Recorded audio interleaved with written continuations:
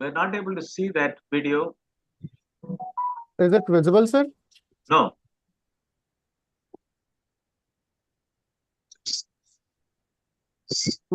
Is my screen visible, sir?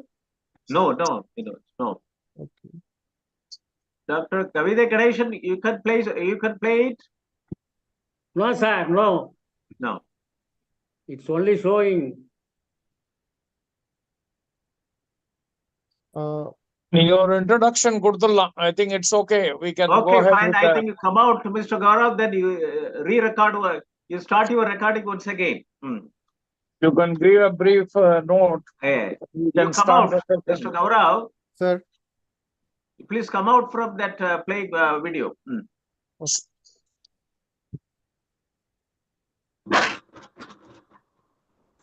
National webinar series. Are you not able to come out? No, now it is, sir. Okay.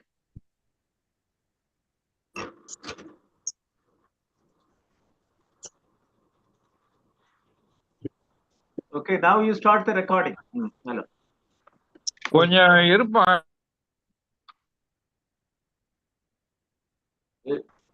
It is on recording? Yes, sir. It is recording. It is on recording. Very good morning to all the participants participating from India and abroad to this very important webinar series.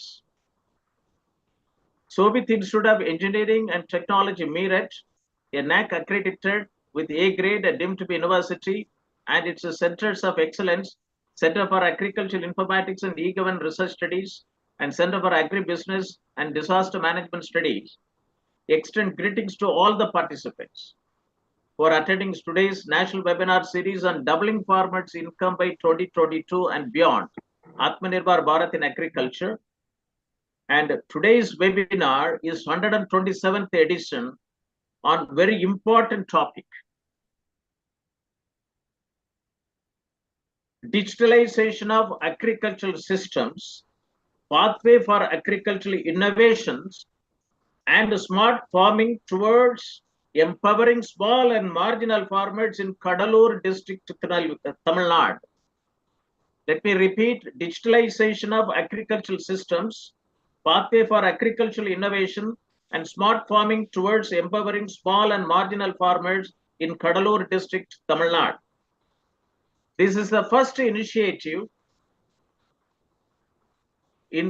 at the district level, that too Cuddalore district in Tamil Nadu. And this is to facilitate the operationalization of the recommendation of doubling farmers' income by 2022, report 2018, in which I was closely associated.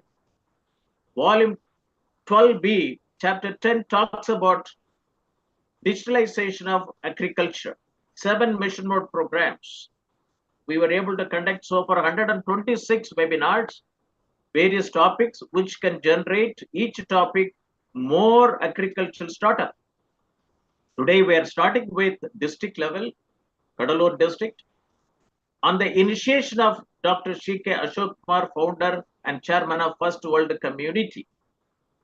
And, today, many experts drawn from Tamil Nadu and from different parts of India have joined to give their thrust and recommendation to come out with Cuddalore district agriculture declaration, to give an action plan for undertaking this project. And this, I wish to inform the participants and the panel of guest speaker that this university conducts 2 webinar series, national webinar series on doubling farmers' income by 2022 on Thursdays, and international webinar series on open source digital technology towards self-reliant India, Atmanirbhar Bharat. And doubling farmers' income by 2022 gives large-scale recommendation, which we will be discussing during these programs, to develop any sector of economy, a nation essentially needs four main synchronized interventions, namely enabling policy environment, state-of-the-art technologies, financing mechanism, and entrepreneurship capability. India is a land of villages. We have got 6.5 lakh villages and 2.5 lakh gram panchayat. Agriculture is the main source of food, employment, and income of 70 to 80% of the people suffering from hunger in developing nations.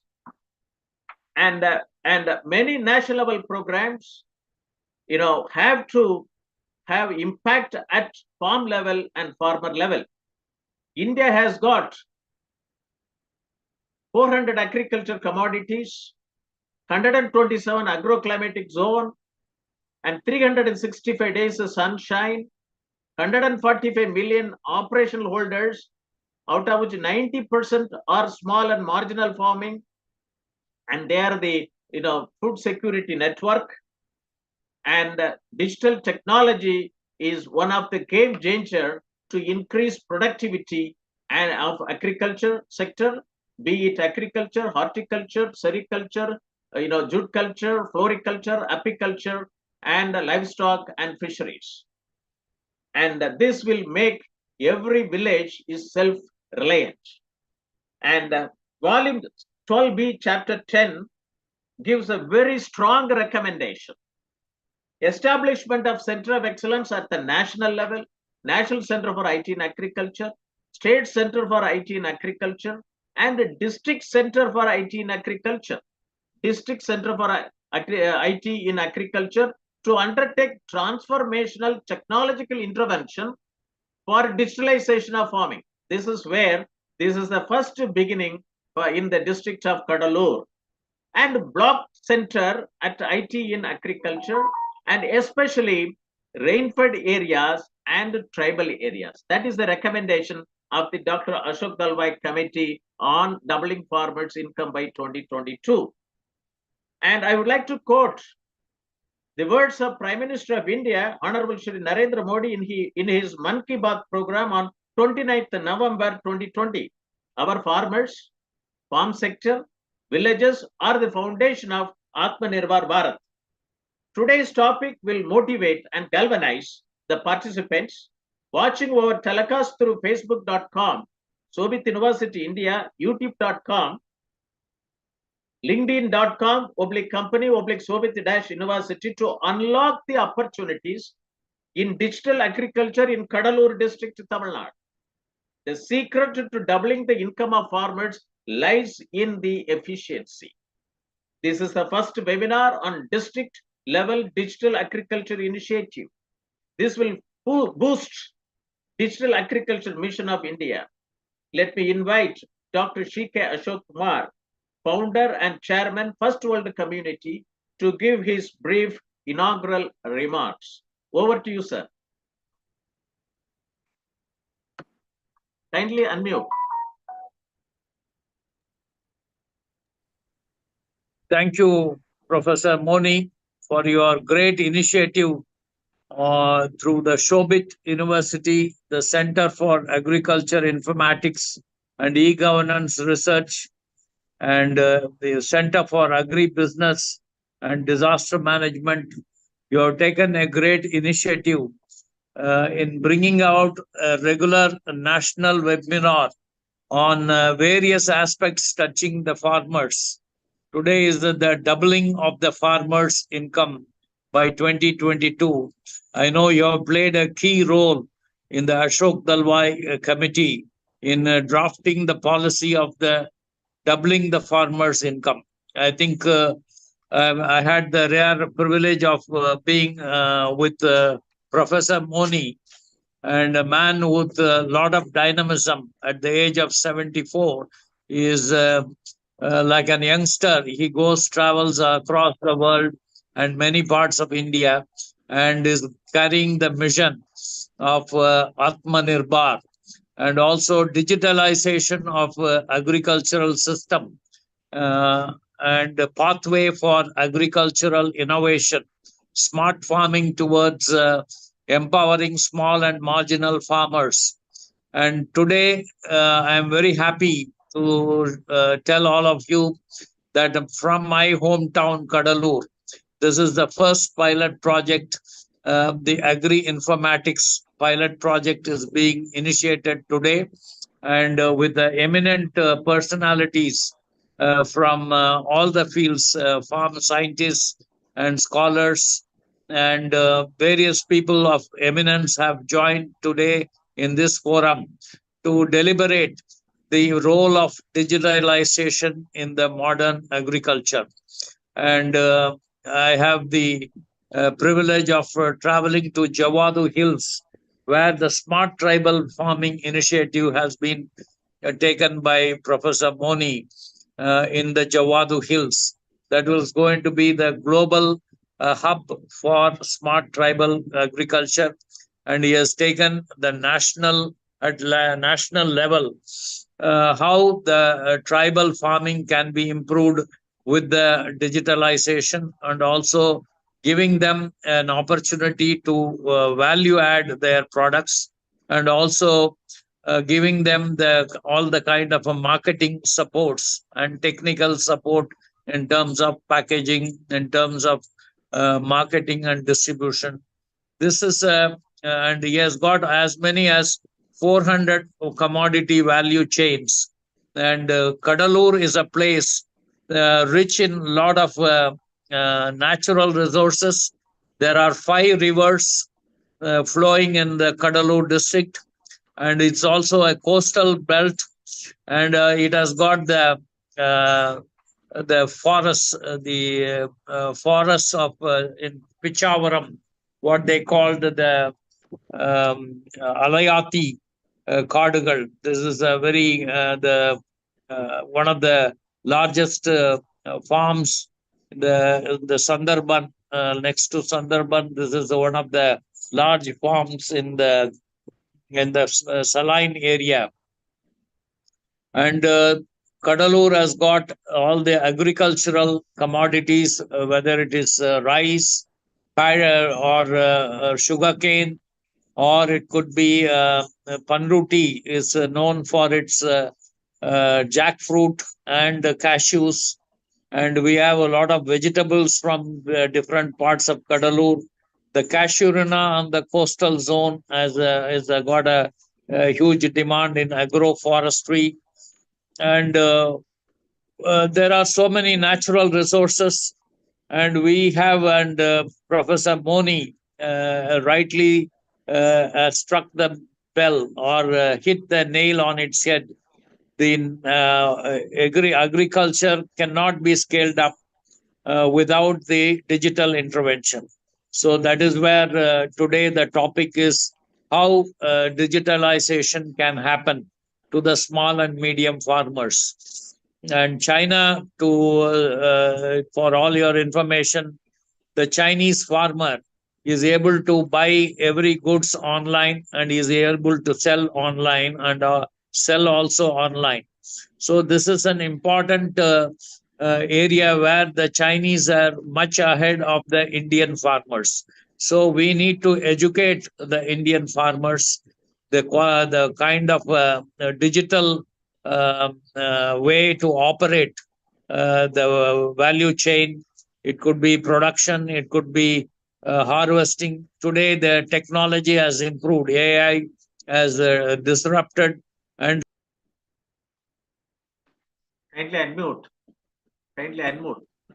a lot of things are in favor of the scaling up of, or the doubling up of the farmers' income. So I think this is a right forum. A lot of scholars and agriculture scientists are going to share their experience and knowledge, and see that this forum gets further strengthened by aligning with the district collector, who will give the inputs for the development of Cuddalore in agriculture. And also we have the aligning should be also happening with all the agriculture universities, Annamala University, and you have engineering colleges, and you have uh,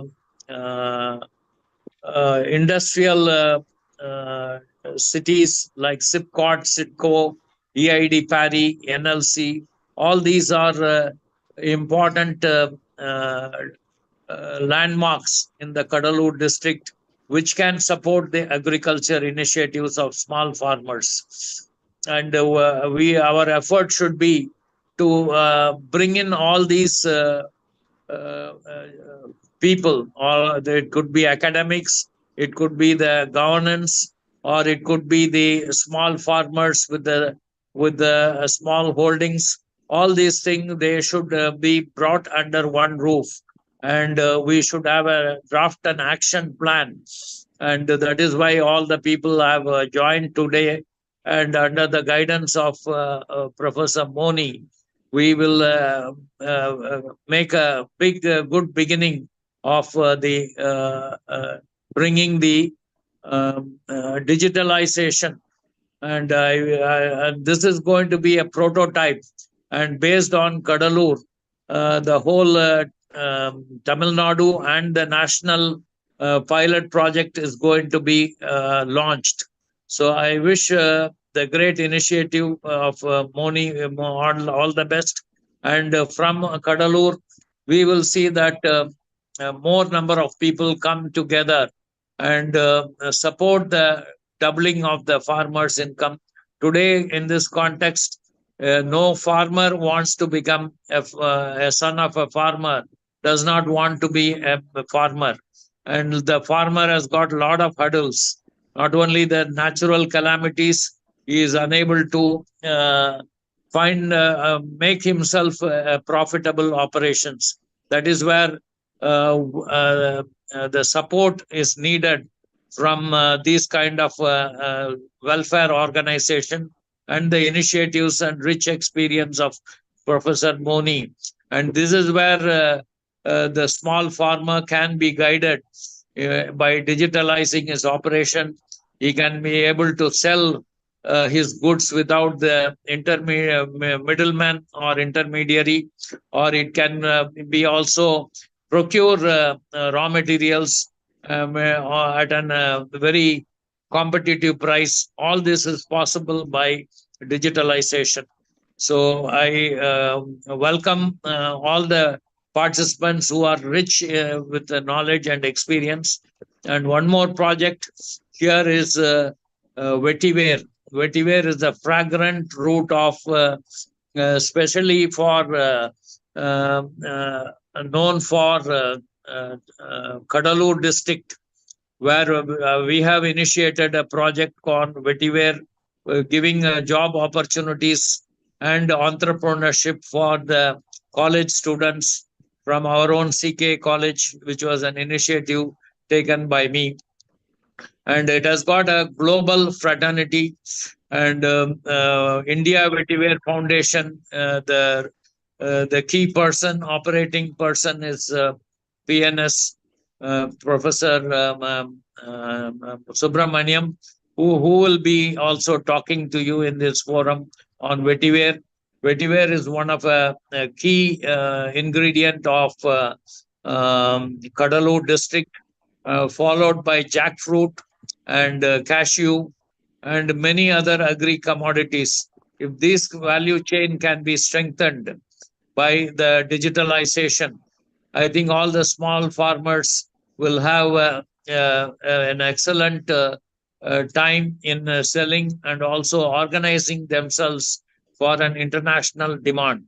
So I once again thank Moni, for Professor Moni, in organizing this event, which will go a long way.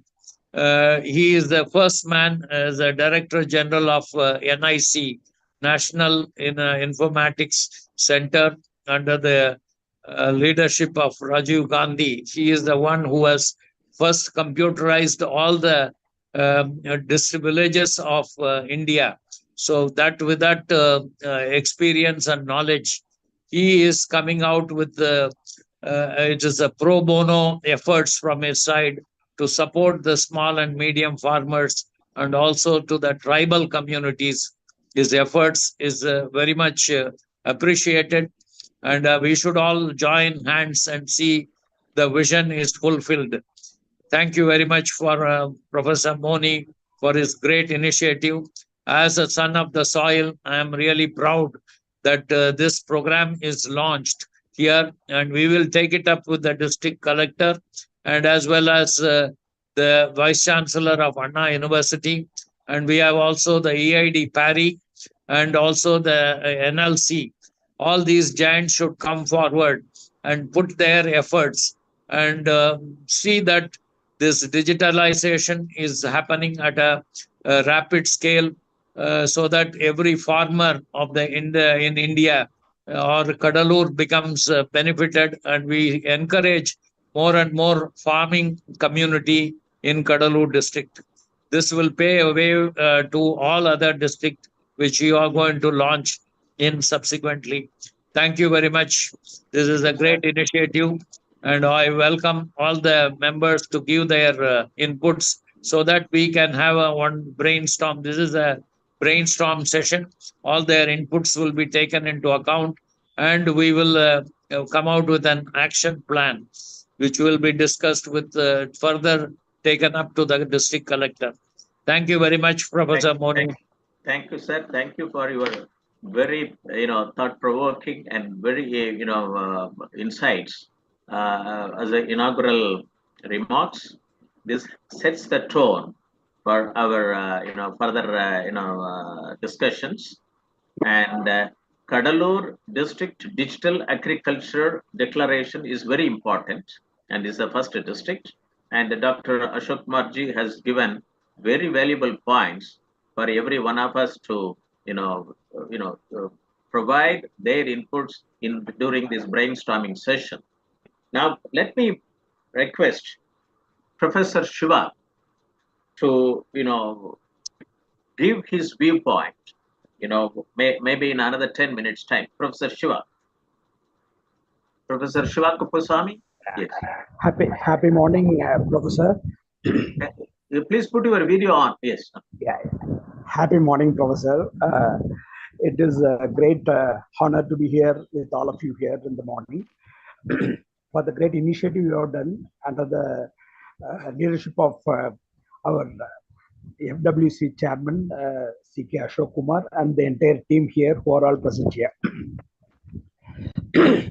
The topic here is the opportunities and challenges we are having in value chain.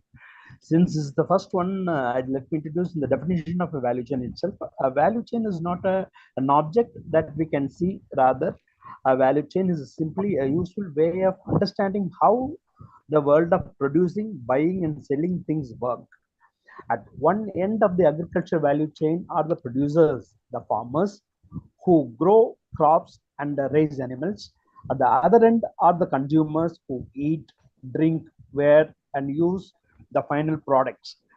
And in the middle are many thousands of men and women and small and large business. Each person and each business performs one small step in the chain, and each adds value along the way by growing, buying, selling, processing, transporting, storing, checking, and packing before it finally reaches the consumers or the end users. Regarding doubling farmers' incomes, I have 6 key agendas in which we can discuss, Prince. That is improvement in crop productivity. Now, production is not a problem, but productivity, that is in the unit space, how much is the end result, that is the productivity. So that is number one agenda. And the second one is improvement in livestock productivity. Third one is the resource use efficiency or saving in the cost of production.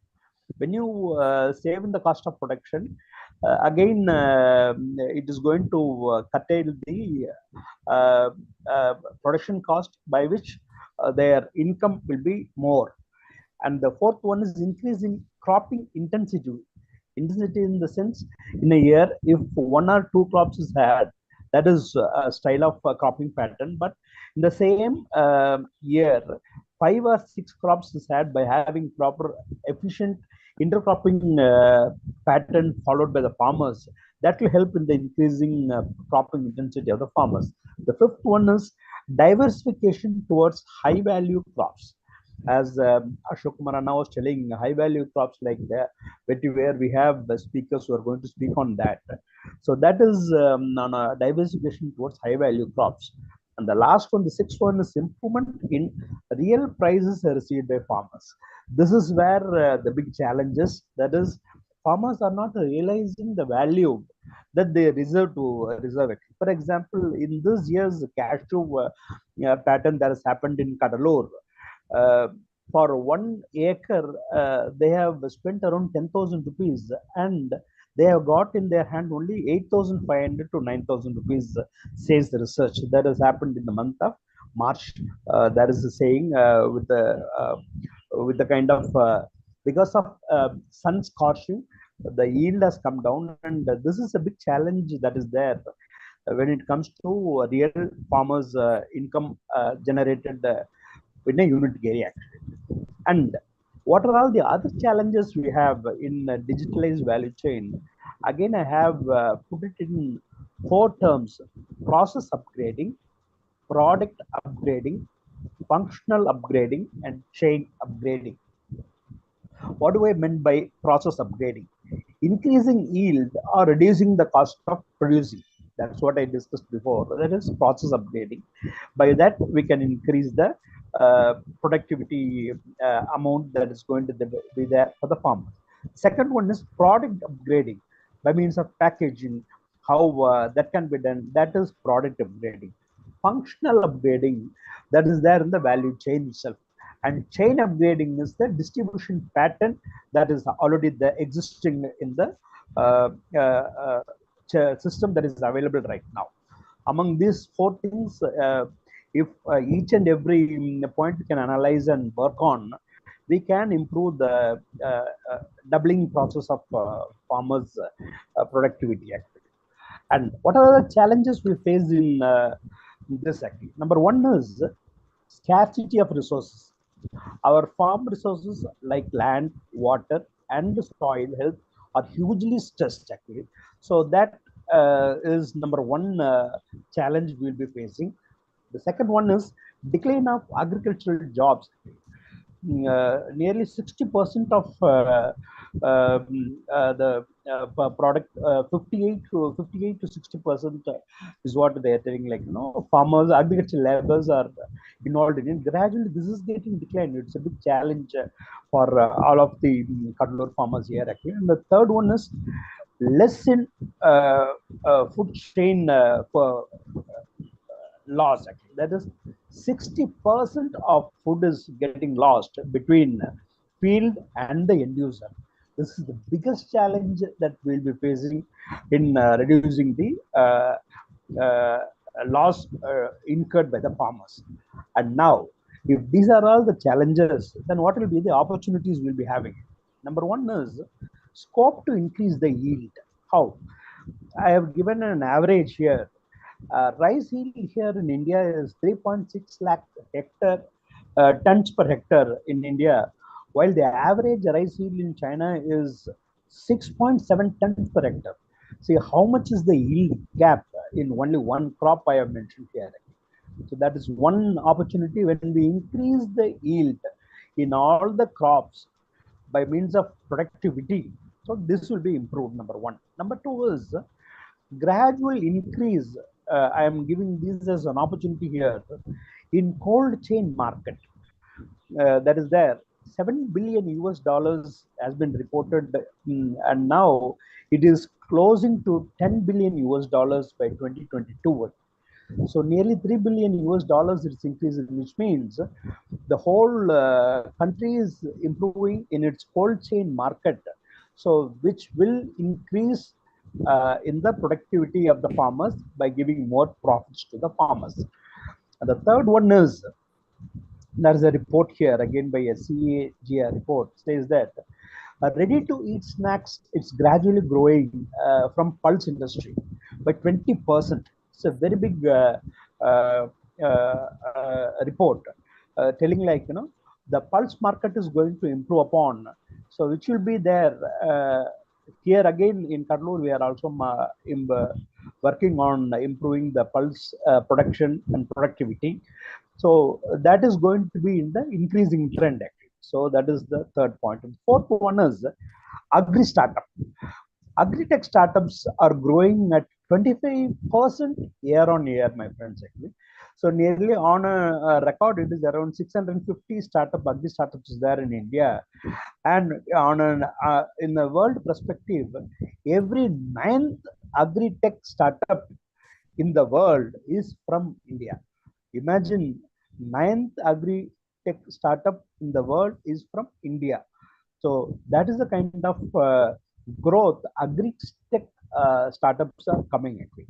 So in a nutshell, if I want to capitalize in all the points that has been delivered, digitalized value chain improving, the opportunities and challenges we have.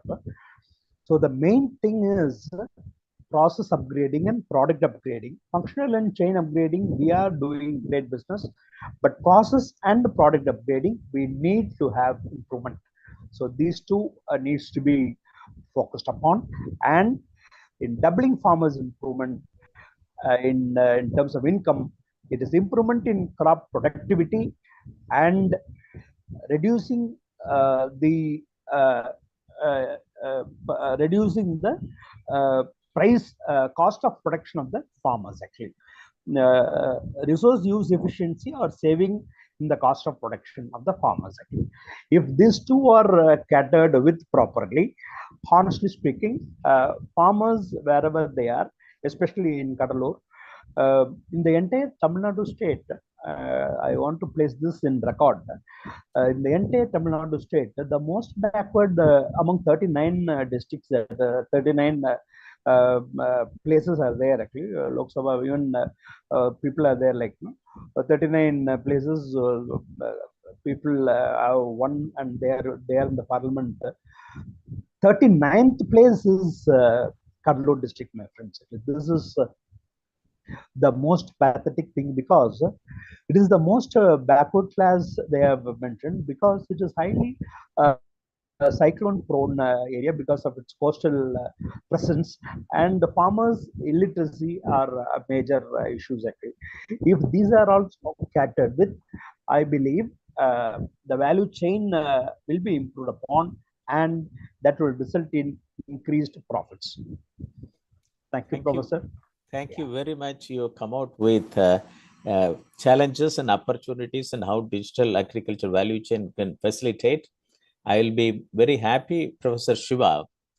Professor Shiva, hello? Yes, Professor. Yes, Professor. Professor Shiva, and to strengthen the points, if you can bring out a one-page note on challenges and the opportunities which you discussed, and if you can circulate in the WhatsApp group which we created, it will be very nice. Sir.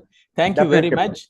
And today's program is possible because you initiated 1 month back a group on which the whole things was deliberated. Thank you very much, Professor Shiva. Thank you. Thank you. Now, let me invite Mr. Moisen. He is a Treasurer, Integrated Social Development Society Cuddalore, to talk about empowering and small farmers through panchayat level facilitators. Please brief, Mr. Moisen, and I'm going to, work a journey with you in the Cuddalore district, and please be brief. Over to Mr. Moisen. Happy and pleasant morning to everybody. My topic is empowering small and marginal farmers through panchayat level facilitators. The basic unit in our country is a village panchayat. If we strengthen the village panchayat, we will strengthen our country itself. In Cuddalore district, we have 14 blocks consist of 683 village panchayats. We plan to do a pilot project in Annagramam block, which is having 42 village panchayats. Here, we are appointing a panchayat level facilitators to facilitate all our initiations and projects. And also, we plan to nominate a black level facilitator for each blocks of Cuddalore districts. And also, now our Tamilnadu government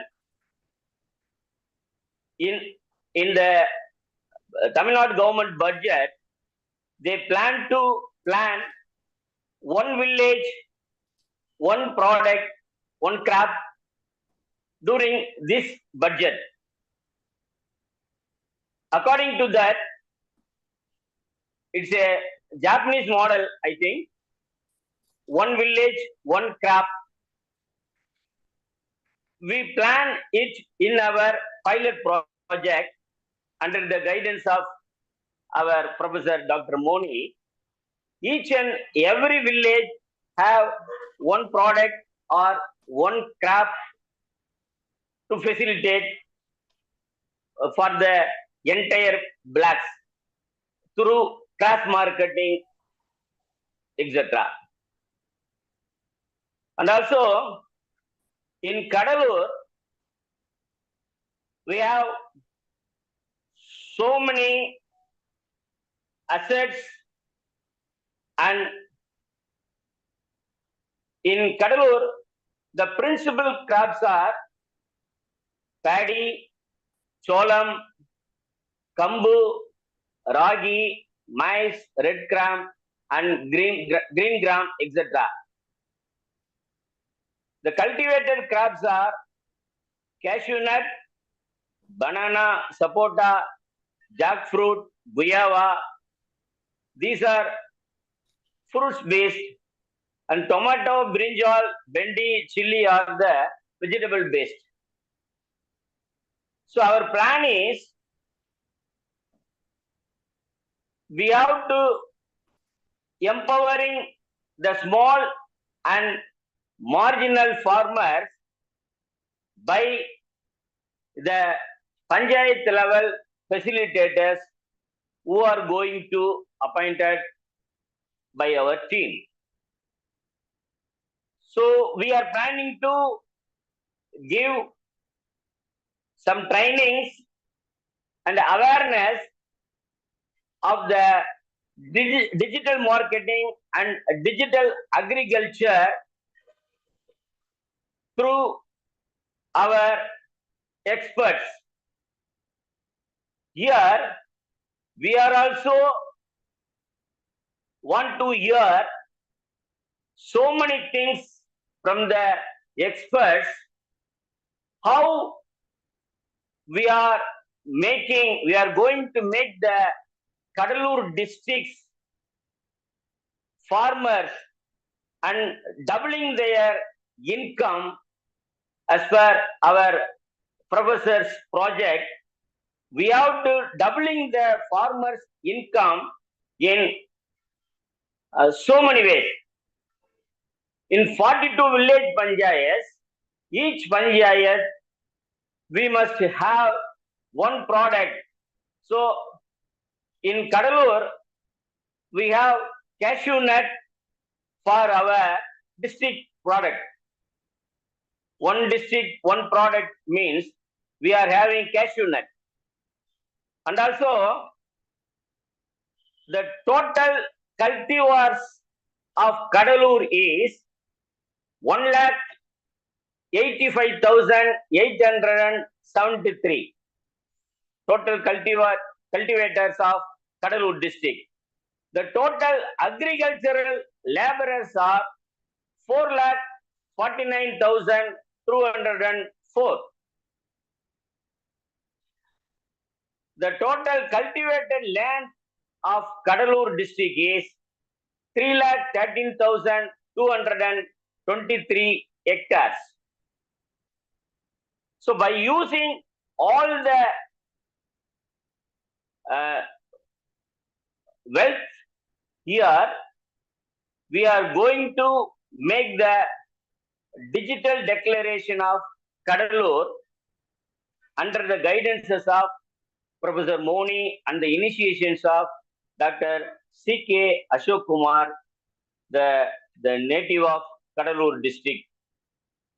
So once again, I want to thank you, Professor Dr. Moni, for his initiations, and he is choosing our Cuddalore district for the pilot project under the whole country. So we are also very eager to learn and get so many knowledges from the experts today. Today is the best day for Cuddalore, we think. Thank you very much, Professor. Thank you.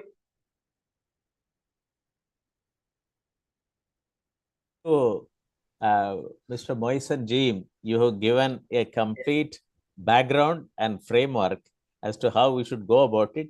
Thank you very much, and for bringing out the agricultural resources which is available in the form of farmer and farming community. This gives the complete potential and importance. And with your panchayat level facilitator, and I think this program is possible, and I'm also very happy for you to identify Anna Kramam Panchayat, block to work for 42 village panchayat, and let us take it as a mission oriented project. 7 mission mode programs to be operationalized along with and digital panchayat. And this is a digital panchayat to state assembly to national parliament. Now, this is very important. I'm very happy about it. Thank you very much. Thank you very much. And put as a one chapter, for your writing. Now, with this, let me invite Mr. Velumani who joined. No, Mr. Velumani. Yeah, Professor, he is there, Professor. As attendee, he is there, Professor. Hello. Yeah, he is there, Professor. Can you can I invite Mr. Velumani to give your perspective in another 10 minutes time, Mr. Velumani? Hello. Okay, let him join. Let me invite Mr. Haridas. Mr. Haridas. Hello. Mr. Haridas. Are you there? He was there previously. Okay. And Mr. Panit Selvam. Mr. Panit Selvam. Yeah. Mr. Panit Selvam is the director, Fortified Agro Producer Confederation, Madurai, Tamil Nadu. And 2 months back, he had a meeting in Delhi, and he has got vast experience both nationally and internationally. He has taken up both the Virudhunagar and Ramanathapuram district, which are aspirational districts, to introduce digital technology in agriculture. Mr. Panit Selvam, he will talk on paddy value chain and agri-tech startup. Over to you, Mr. Panit Selvam. Within about 10 minutes, kindly, give your, value points. Very good morning. The Showfish University initiates the doubling farmers in Cuddalore district. So, okay. Sir, will share the presentation. Anything? Just 1 minute. Okay. Mr. Gaurav, can you share the presentation? Yes, sir. Yeah, Mr. Panit Selvan's presentation. Yeah, please speak, Mr. Okay, sir, Panit okay. Selvam. It's a very good morning. The national webinar, the doubling farmer income 2022. Is initiate the Soviet University and the founder and Mr. Professor Dr. Moni. Thanks to all other than experts.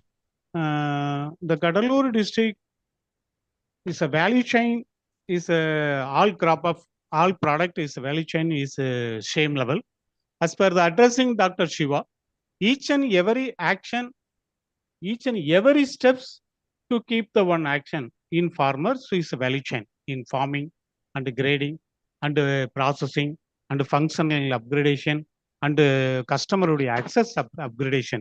Any one steps to act to the value chain, and the value chain is very important.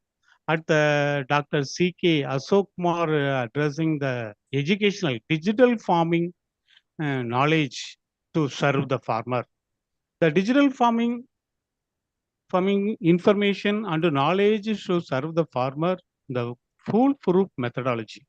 The foolproof methodology, each farmer whole concept cannot access, but a group of company, group of farming society is a connect, separate the each steps, each upgradation is a getting the foolproof method of digital education. It's a value chain, each crop is a developed. But for example, the paddy is a Cuddalore district. It's all very well know that the paddy process. Just a minute, sir, scrolling the. Yeah, Mr. Okay. Gaurav, can you move to the next slide? Yes. So paddy is a food crop in India. It is the largest area under the cultivation, about the 20% of the world population. But the Cuddalore paddy harvest area around approximately 34,000 and the minimum 345 hectare is a productivity 1,26,000 and nearby metric tons of harvest area. The huge volume of the paddy is a farmers mainly the value chain is the main product of the fine rice and the cut rice. The main product of the fine rice and cut rice. Byproduct, the rice straw and the rice bran, husk and the rice bran oil. Mr. P.N. The fine rice. Mr. Savrao, can you mute Mr. P.N. Subramanian's mic? Mr. PNS, can you mute your mic? Okay, yeah. Mr. Paneerselvam, please. Yes. Next step, sir. Next slide, Mr. Sorry. Mr. Gaurav. The byproduct is the main product of fine rice and cut rice. Byproduct the rice straw and the rice bran and the husk and the rice bran oil is a byproduct of our crop. In the next slide. The rice product of fine rice is a maximum to 60 to 70% of rice, but the rice mill, wholesaler, retailer, and customer rates that. But most of the farmers, we are sell to nearby agent and traders the whole product. Better the fine rice and the cut rice and the husk and the rice bran, rice bran oil. Rice bran oil, the byproduct is soap stock, acid, de-oiled cake. This processing, every action, we are farmers very well know that, and they are ready to work. But the minimize the financial mechanism is a very difficult, and the administrative mechanism is a very difficult. The farmer, each and every farmers to ready to work, ready to improve, ready to value chain, but accumulate of the all process very difficulty. So these positions, next slide, sir. Next position, harvest. The harvesting initiative, the moisture content of the paddy reduce the 25% of the below the farm. But farmers, most of the farmers try the roadway and the sunlight, this position. This moisture maximum 15% of the moisture, the nearby sales, trader, agents, anything. The trader, agents, anything, members, other secondary business peoples to bargain the price of the farmers and processing single steps of the moisture reduce and grading. This one steps of a village trader agent reduce the moisture and grading, dust removed, foreign material removed that to sell the high value. This process also know that farmer, but here some lack of information, lack of financial mechanism, lack of administrative mechanism. Otherwise, none of matter. The drying and storing also, the large land holding farmers 30% storage in the optimum level. The government also provided the storage and the financial support, everything little process have. The remaining small farmers, 70% of sell paddy the local agent. In this position, we are not give the money as a cultivate farmers. The local network agent is to collect the huge quantity of the paddy from the farmer during harvesting, sell the stockist, rice millers, and more than 60% cash rice millers. In the case, we are trained the farmer, the foolproof method and the digitalized mechanism method. We are support the financial mechanism. We are support the administrative mechanism for each farmer to value the one steps rice milling and back the 25 kg or 50 kg or 5 kg, anything the customer sells, the customers are ready to buy the farmer, direct farmers. This process, the lack of our farmers. Value chain is a normal Cuddalore, total paddy production nearby 6,22,000 and the total bran. This whole rice bran oil, soap oil, wax oil, span. This all of the product, the value chain they have. The first of all, the farming is a very difficult position. Farming the land preparation, seeding, fertilizer, pesticide, soil report. This all process also available government supports and private NGO supports also.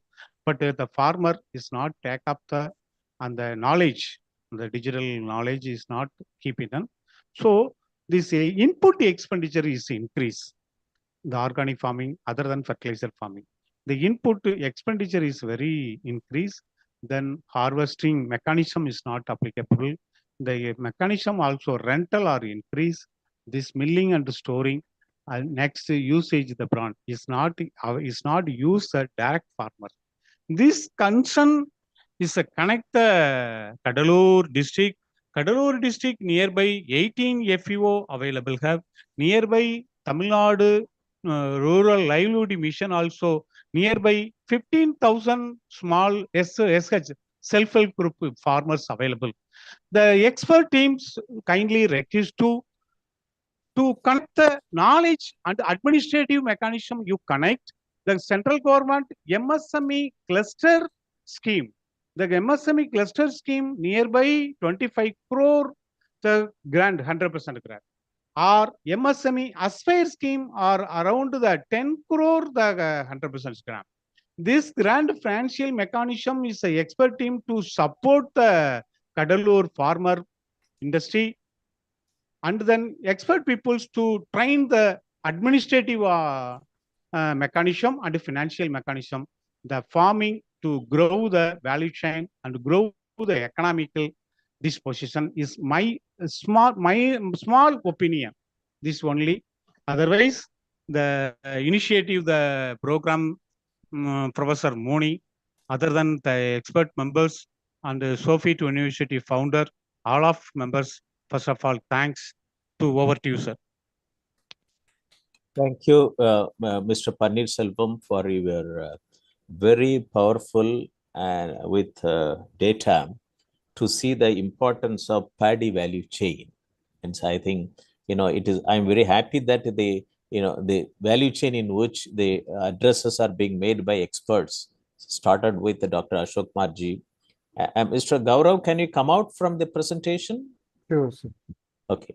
And it's very important. And Mr. Professor Shiva has given the starting point, and now Mr. Velumani, Mr. Moisen, and now Mr. Pannirselvam has given it very effectively.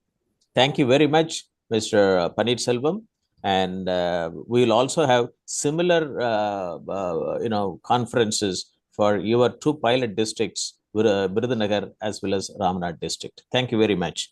Is Mr. Haridas is online? Okay. And Mr. Rajkumar? Mr. Rajkumar? Okay. Let me invite Dr. Professor Sugandham Felix. So Dr. Sugandham Felix is the former Vice Chancellor, Tamil Nadu, Dr. J. Jayalalitha Fisheries University, Nagapattinam. And presently, he is a Dean, College of Fisheries Science, Saint Devasahayam Institute of Fisheries Science and Technology, Amanatan Theri, Inayam, Kanyakumari district. He will talk on very important agriculture resources, that is fisheries resources, aquaculture value chain, and informatics. Government of India in 2008, it is decided to have a fisheries informatics value chain on the initiative of what I have done it. And they are also given with a lot of action points. National Fisheries Development Board was supposed to, operationalize in association with the National Informatics Center.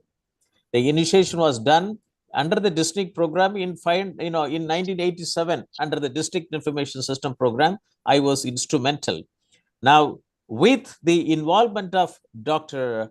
Professor Sugandham Felix, we would like to operationalize the fisheries informatics network value chain, which includes fisheries and aquaculture value chain and informatics and agri-tech startup to strengthen primary fishery cooperative societies and FPOs in Cuddalore. Over to Professor Sugandham Felix. Yeah, thank you, sir. Can I share the slides from my side, sir? Yeah, please. If you can control, it will be very nice. Can disable the participant screen sharing. I think he has to do it. Subramanian? Hello, sir. Yeah, allow me. Yeah. So meanwhile, you can talk, you can, initiate it.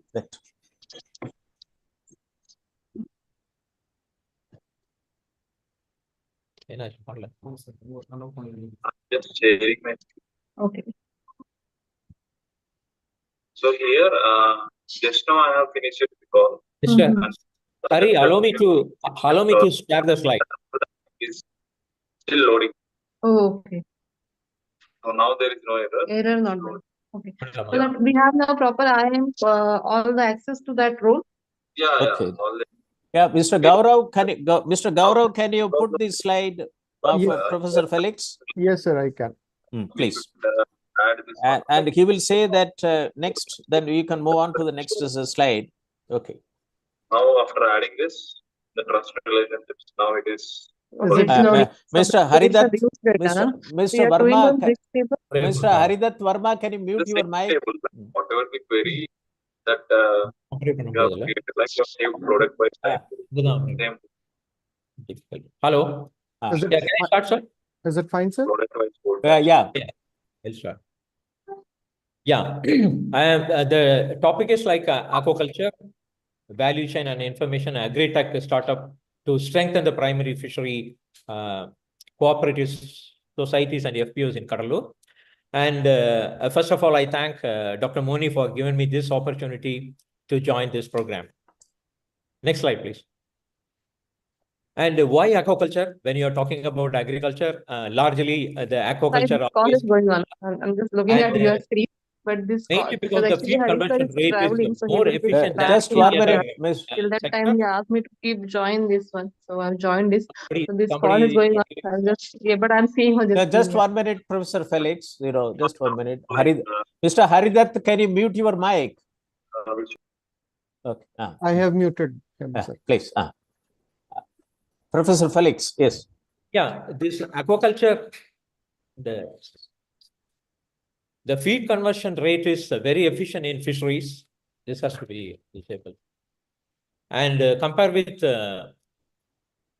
poultry sector or cattle, it is very much like, for example, it is 1:1. It means like almost 1.1 kg feed is required to convert 1 kg of meat. So it means like it is very efficient. And next slide, please.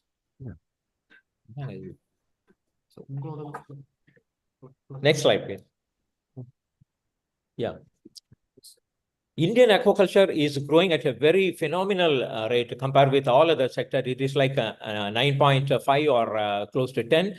Globally also, the aquaculture sector is growing very fast. And in India, And the growth rate is phenomenal. And it is time we have to think about aquaculture in all districts and all the states as the growth rate and the potential for job opportunities are plenty. Like, next slide, please.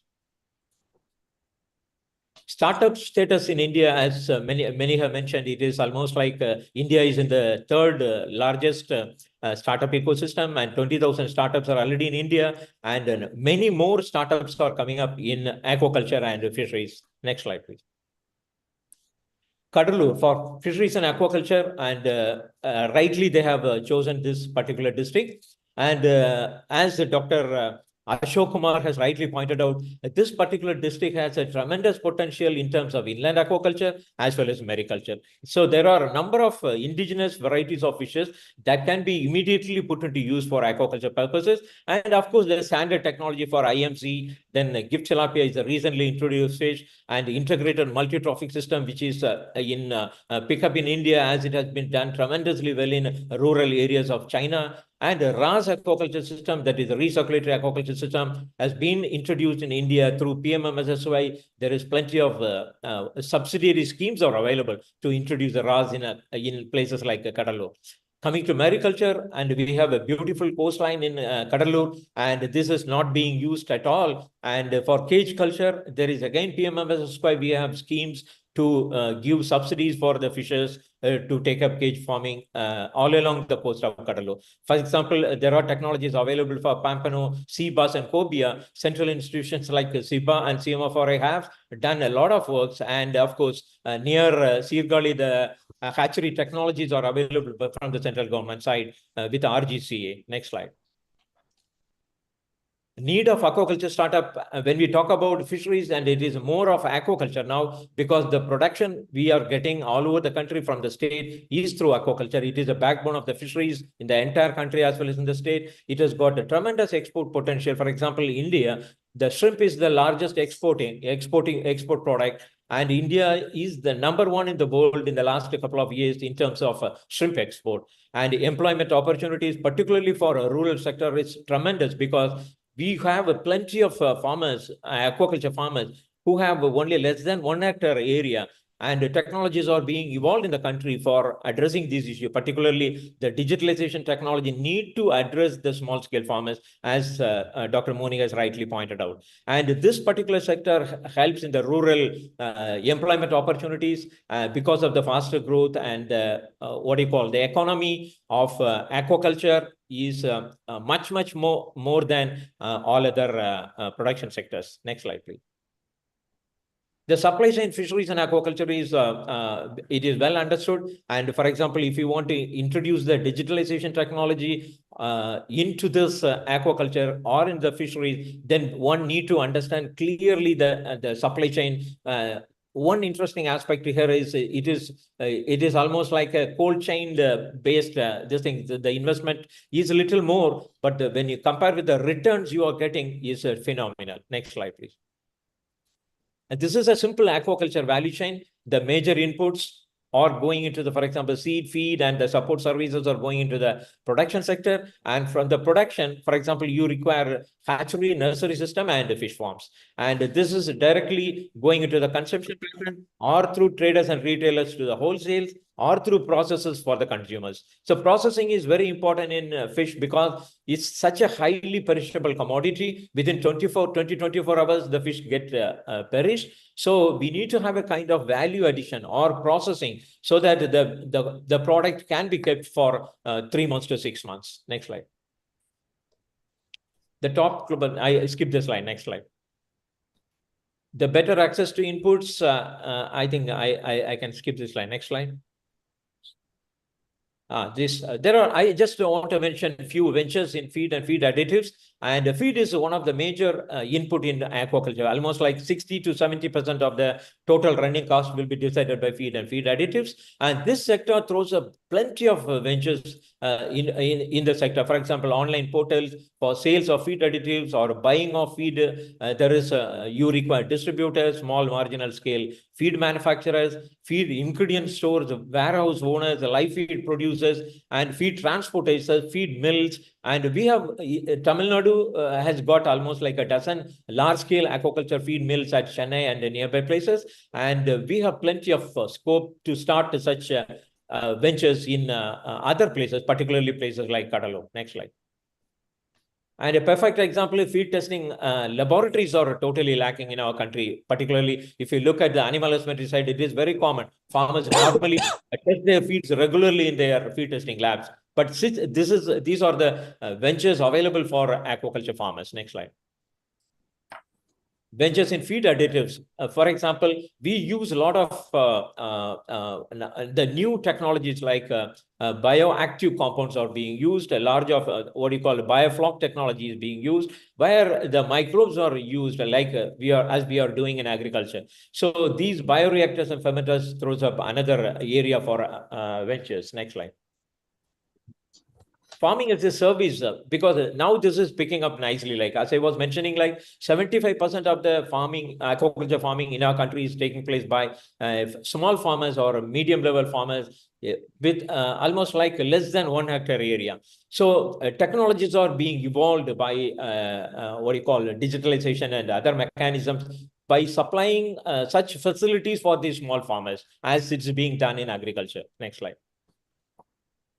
Farm equipments, plenty of farm equipments are required because we want to produce more from a smaller area. Earlier and all, 2 decades back, the production of 7 to 8 tons was considered to be the best production in major crops. Now the production has increased. For example, shrimps, they are harvesting almost like 20 to 30 tons of shrimps per hectare. And fishes also like 30 to 40 tons of fishes could be possible in cages and a biofloc system. That is like the newer system. But all these systems to run such advanced system, you require equipment like aerator, and then you require ranges of filters and other things. Next slide, please. And to develop a data drive devices, and it is becoming very popular like Taiwan and Indonesia, Philippines and all. These very cost-effective data drive device are very common and is being now used in India also. Next slide. Ventures in farming services, also, for example, to design and construct a pond or tanks and builders for aquaculture system, tanks, cages, liner ponds are very common. But you don't have to have you can construct a pond anywhere because earthen pond, sometimes the seepage will be more. Now the liner pond system is in practice and it is long lasting also. So these are the service providers we are largely depending on. Next slide. Breeding is another area because we require more hatcheries. For example, in Cuddalore, if you want to have a marine cages installed along the coast, then we can have these hatcheries installed. Hatcheries installed at Cuddalore. There are 2-3 fishes that technologies are available. For example, cobia, sea bass, and all. And the institutional supports are also available, and it can be easily made possible in coastal districts. Next slide. This is a nursery ventures. Different types of nurseries are available. Nurseries are not no more with earthen ponds. There are different types. For example, a lined nursery system. You have RAS facilities and a raised kind of nursery system, and all these technologies are available. Next slide. This is another venture: water and soil quality testing lab systems. Next slide. Fish processing and marketing is a very, very important aspect in this thing, because as I was mentioning, fish is a very highly perishable commodity, and the fishermen or the producers are not able to get a good price, mainly because they are in a kind of stress to sell the fishes within 24 hours. So once you have a process facility, when we have what you call the value added products are available, and then the institutions have done a lot of CAFT, universities, and we have close to 70 to 80 products could be made out of fish and fishery products. And this development can only resolve the issue of taking more profit for the fishermen or the fish farmers. Next slide. Next slide. So aquaculture informatics, as we have been discussing, is a very, very important aspect, data, and how far you will be able to collect the data for a particular crop, for a particular sector. So that decides, because when we want to imply some advanced technologies, this is a basic requirement: data collection, storage, processing, support system, communication and reporting, implementation of feedback. Everything is very, very important. Next slide. And the blockchain technology is one agriculture, maybe they are using in a large scale. And here the technologies are available. For example, if in terms of production, or if you are in a trading or in a processing, the blockchain technology invariably helps you to get into a kind of transparency, or for example, you should be able to whether the product has, or the producer has complied the regulations, and all these things are very much required. Particularly, these blockchain technology and other related aspects are largely followed in shrimp aquaculture, mainly because shrimp is one product produced in our country. More than 99% are exported. So when we are putting your product into the export market, and farmers know they have to comply all these requirements, and this kind of the blockchain technology and other related aspects are highly essential for the farmers to adapt. Next slide. This is one aspect, lighting and all. I don't know, go into the details. Next slide. And disease monitoring is one particular aspect through AI can be possible in aquaculture. And how aquaculture is different from agriculture or animal husbandry, here everything is done under water. So we don't know what is happening for the fishes inside the water. So kind of assessment and some estimations only help the farmers to do with the management the system. So disease monitoring is possible through AI. Next slide. And also, for example, it is not only disease, even the parasite counting could be possible through this mechanism we have now. So you have sensors and underwater cameras, and we should be able to get all those details, which is very much beneficial for the farming community. Next slide. Similarly, for observing the animals, the gut content decides how much you have to feed, or whether you are largely fed, or whether it is underfed. Whereas in animal husbandry, it is clearly visible. But aquaculture, it was a serious problem. Now the solutions are handy by virtue of the newer mechanisms available. You should be able to, next slide. And we will be able to know what exactly is happening to the animal inside the intestine. For example, gut is full. Next slide. Gut is full or gut is not full, and based on this you will be able to decide when you have to feed the system, or whether you have to reduce your feeding or you have to increase the feeding. So such a very compact technologies are now available in aquaculture. Next slide. Next slide, please. So this is a case study, Innovasi. This is an aquaculture intelligence software, and it's a cloud-based software. This is largely used for controlling the water quality parameters, aeration and oxygen control, the basic aspects of intensive aquaculture system. And biomass estimation, it is very, very important, because when you stock some 1 lakh animals in a system, and by the time you are progressing into aquaculture, like after a week or two, and we may not be exactly knowing what exactly is the biomass. And now we have the mechanism to understand the biomass condition of the system. So this is very, very much helpful to the farmers. Next slide. Digital aquaculture is the last aspect I want to discuss. Next slide. And the application of digital technology in aquaculture is picking up in India. The smart farming system, for example, the smart farming, like for example, RAS, recirculatory aquaculture system, and the production level has increased to the level. For example, 1 hectare you will be able to produce almost 10 ton shrimps. In smart farming with RAS facility, you should be able to produce 250 to 300 tons per meter cube of, in a hectare manipulated area. So data analytics, blockchain, as I was remote sensing, robotics and automation is largely in use, sustainable practices in economic viability. Next slide. And the technological impact, this is very important, because we have technology solutions for every issue at the supply chain at every level, whether it is a production side or in the trading side or in the processing side. There are issues at every level. the technology solutions must reach the farmers. So there comes the impact of such digitalization. This digitalization helps the farmers, as rightly pointed out by Dr. Moni and Dr. Ashok Kumar. And the farmer should be able to get the price for their inputs. They must be knowing what exactly is happening. Similarly, for selling the product or to fix the farm gate price and everything, the technology has to be brought to the farming community through digitalization. Next slide.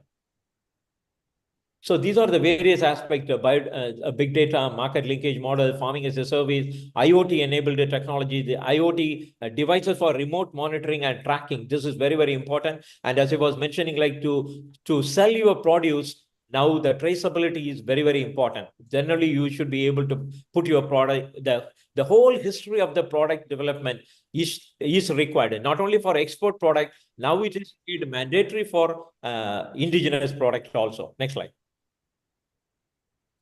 Next slide. Next slide.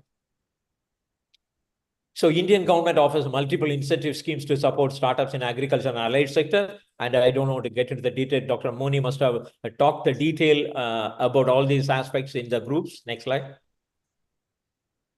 And this is my last few slides. And we have some models developed in Tamilnadu. For example, when we talk about advanced aquaculture system, these advanced aquaculture systems like RAS or raceways or biofloc systems cannot be taught in classrooms through kind of interactions in the classrooms. So we need to have a kind of systems developed wherein the farmers are allowed to take a crop. So with the government support, we got these facilities developed in Chennai, and we have got raceways. Next slide, please. Raceways, RAS, for ornamental aquaculture, for sea bass and tilapia, and these facilities are available. And what we do is we bring the farmers to these facilities, and they will be given a crop training here, so that they will get to know about the advanced aquaculture practices by themselves. Then they'll go back and can take up such advanced aquaculture practices in their respective places. Next slide. And post-harvest training centers, this is very, very important. And we need to develop the farmers with hands-on training and how the product has to be cleaned and how various products can be developed, and all are given hands-on training facilities. Next slide. Kayalagam, we always have to develop a brand, what we have developed for Amul or developed for Avin, and we are trying to develop a brand for retail fish outlets. Next slide. Cage aquaculture marine park. This is what I suggest for Cuddalore. Is an ideal sector, ideal farming systems can be easily adapted with the government help, because plenty of schemes and subsidies are available, and the technologies are available with the research institution. We should be able to do it largely in Cuddalore. Next slide. And takeaways, my last slide, startups for various aquaculture and fisheries ventures we have discussed. Aquaculture informatics, as Dr. Moni is emphasizing, is going to rule the systems, whether it is agriculture or aquaculture. And digital technologies is the future of the country, future of the sector, and particularly for fisheries and aquaculture. Let's make aquaculture in Cuddalore a recession-proof industry. Thank you so much for the opportunity. Thank you very much, Mr. Gaurav. Can you come out from the presentation? Sure. And it's a very important, a detailed presentation. He has done it in 10 minutes, 10 to 12 minutes. And this has opened a very big avenue. He said it, he finished it, that let us make Cuddalore a recession-free district. And it's very important. The takeaway points are very important. That is that startups and the aquaculture informatics value chain and fisheries informatics. I have been visualizing for the last 3 decades, and now I am very happy that we are, through the Cuddalore district program, we are able to have Professor Felix, whom I met him in last August in one of the international conference at South Triangle Hindu College, Nagarkoil. And let us work together, Professor Felix, that fisheries informatics value chain in Cuddalore and the Kanyakumari district, and try to see that inland fisheries in Tamil Nadu is all completely digitalized.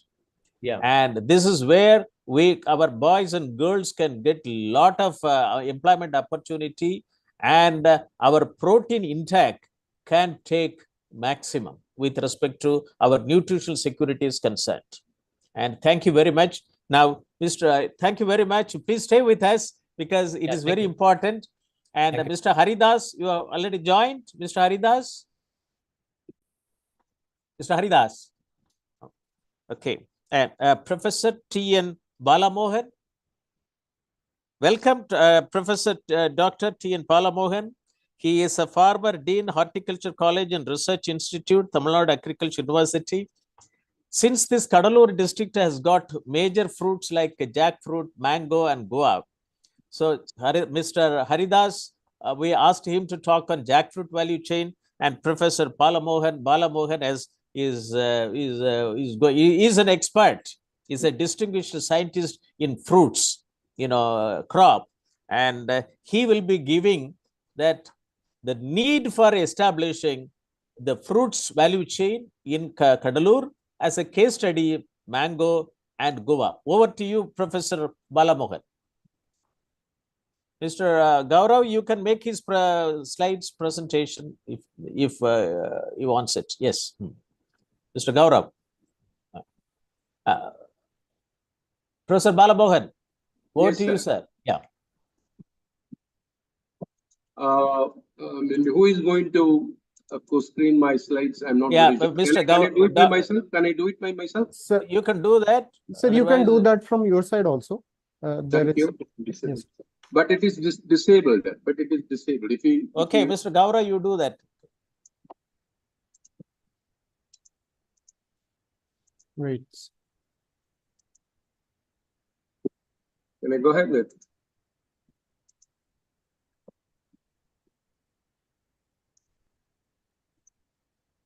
Yeah. Double click.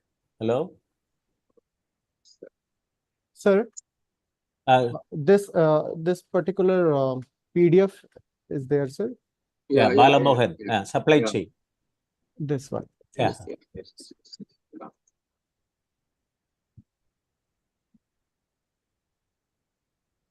Yeah. Is it okay, sir? It is not coming. It's not coming.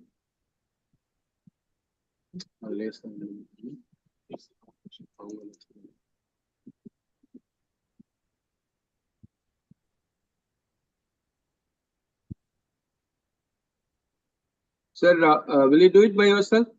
Yeah. Okay. Okay. I mean, say it's better to do by myself rather than by yourself. No. Okay, fine. Just enable us, sir. I'll do it by myself. I made some corrections, at the final stage. And Mr. Gaurav, can you give him? Yeah. It's not. Yeah. Host disabled the participant screen sharing. Screen sharing. Right. Of course, yeah. No, it is. Please. Yeah.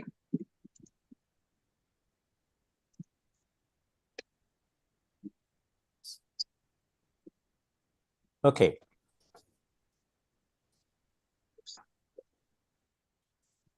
Is Professor Balamohan? Yeah. You can go to the slideshow mode. You can go to the previous slide. Okay, good. Yeah. Thank you, sir. Thank you very much. See, I'm Dr. Balamohan actually retired Dean from TNAU. Now I am going to present the scheme which I handled a decade back. Actually, this was funded by ICR, NIP, wherein actually they asked us to study the mango and guava, of course, production as well as supply and all.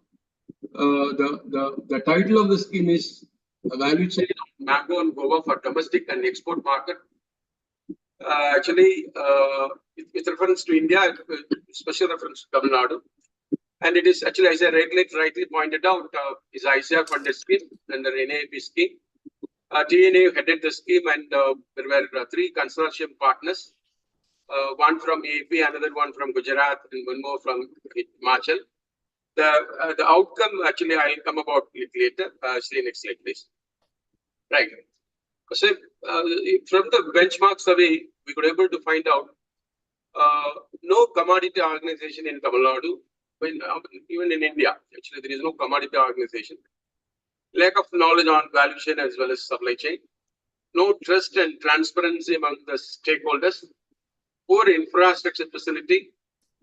No database on area production and all.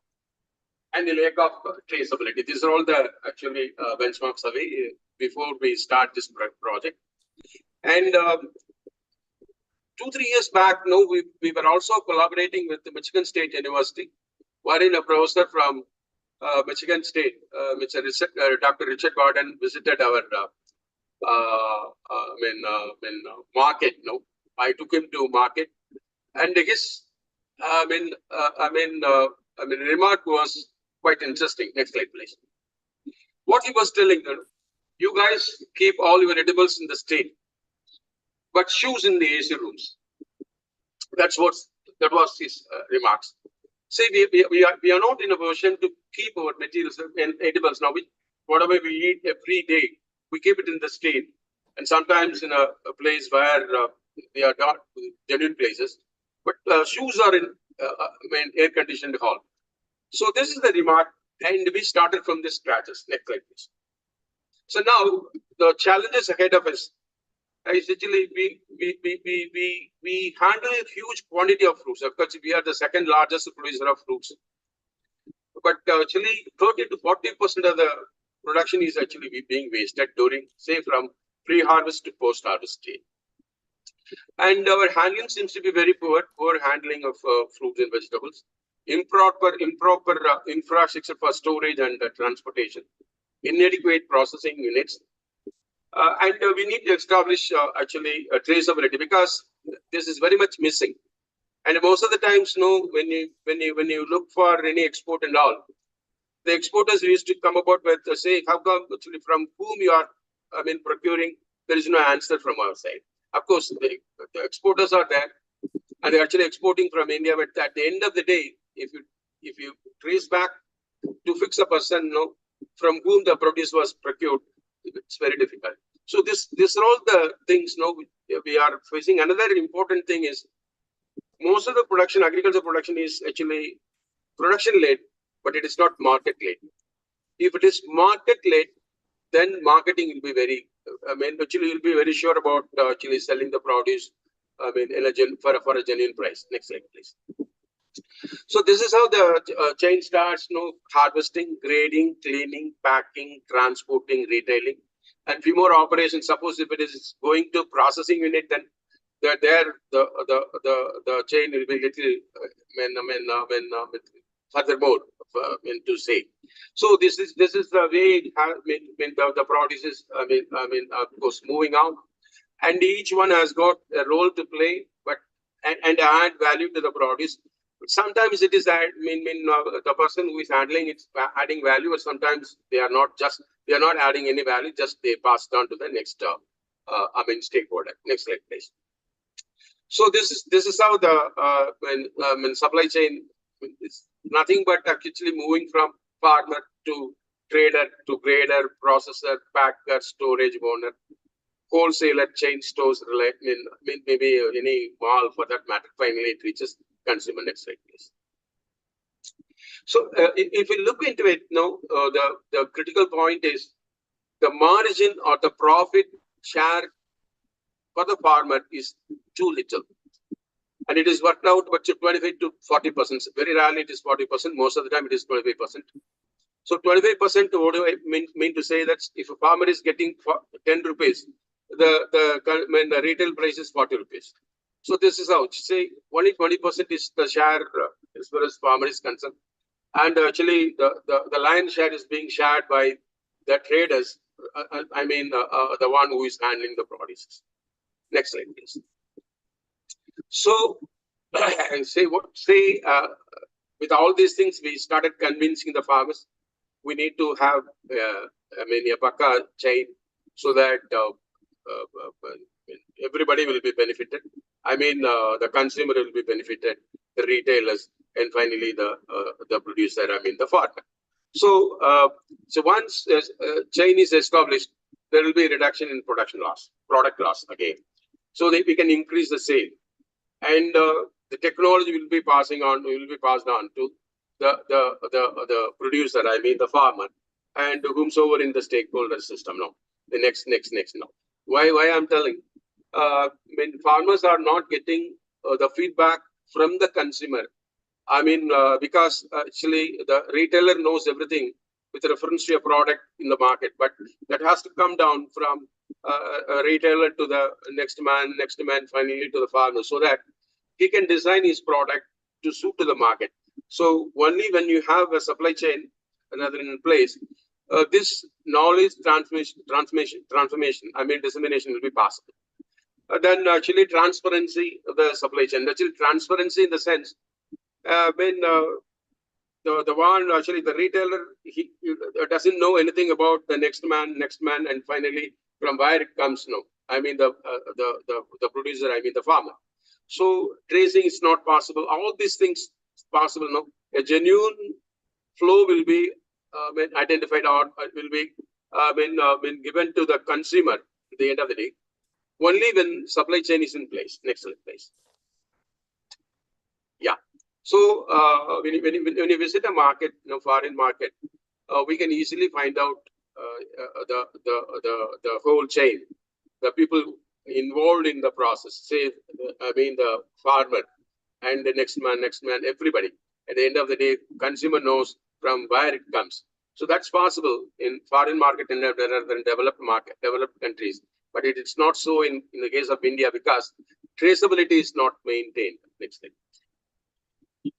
So, I mean, traceability is a very important thing. That's the reason why most of the perishables are not actually finding place in the developed countries.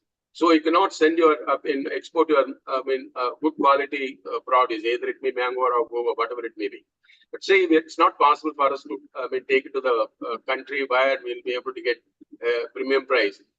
It's all because of traceability. Actually, this is missing very in a conspicuous way. So we don't have any traceability at the end of the day, because to establish traceability, you have to have your garden certified, either under, of course, by the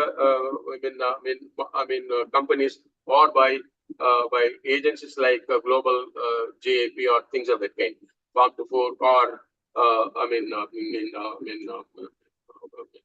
other agencies, who can able to fix the responsibility with the farmer. I mean all the stakeholders. Next slide, please. So with all these things, we were able to fix a person actually. Actually I selected 25 farmers from Ayapudi, from where guavas were taken to Coimbatore, Kannan department stores, and we were able to establish a chain from between Ayapudi farmers and Kannan department stores, and we were able to take the material to Coimbatore by organizing the farmers. Next slide, please. This is how it goes. It's only 45 minutes, 45 seconds. Sorry. So farmers from Ayapudi were discussing with the Kannan department stores, and they agreed upon, and traceability was established. The produce was taken to Kannan department stores where we could see the produce of Ayapudi. This is the identity for the farmers. So this is the product from Ayapudi, all handled properly. This is actually 10 years back, and it is nicely packed, and you can see the packed guava fruits. So this is how the guava fruits were packed by the farmers, and they put it in the rack. So this is one we established it. Next slide, please. Next slide. So this is how the domestic market was established. Next slide, please. This is actually export market, wherein the fruits were taken to Gulf countries, collected from the farms, cleaned and packed in the corrugated boxes,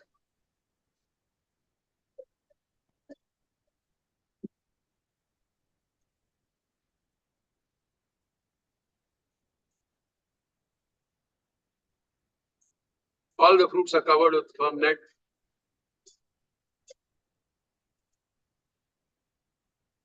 And the exporter, they asked us to pack fruits with leaves. So taken to, Gulf countries. Next slide. So, then why? They say this we have established in the village itself. Finally, what had happened? Once actually the support what we were given to farmers, once it is delinked in the sense, the farmers after the completion of the project, they were not on their own. In the sense, they gave it up.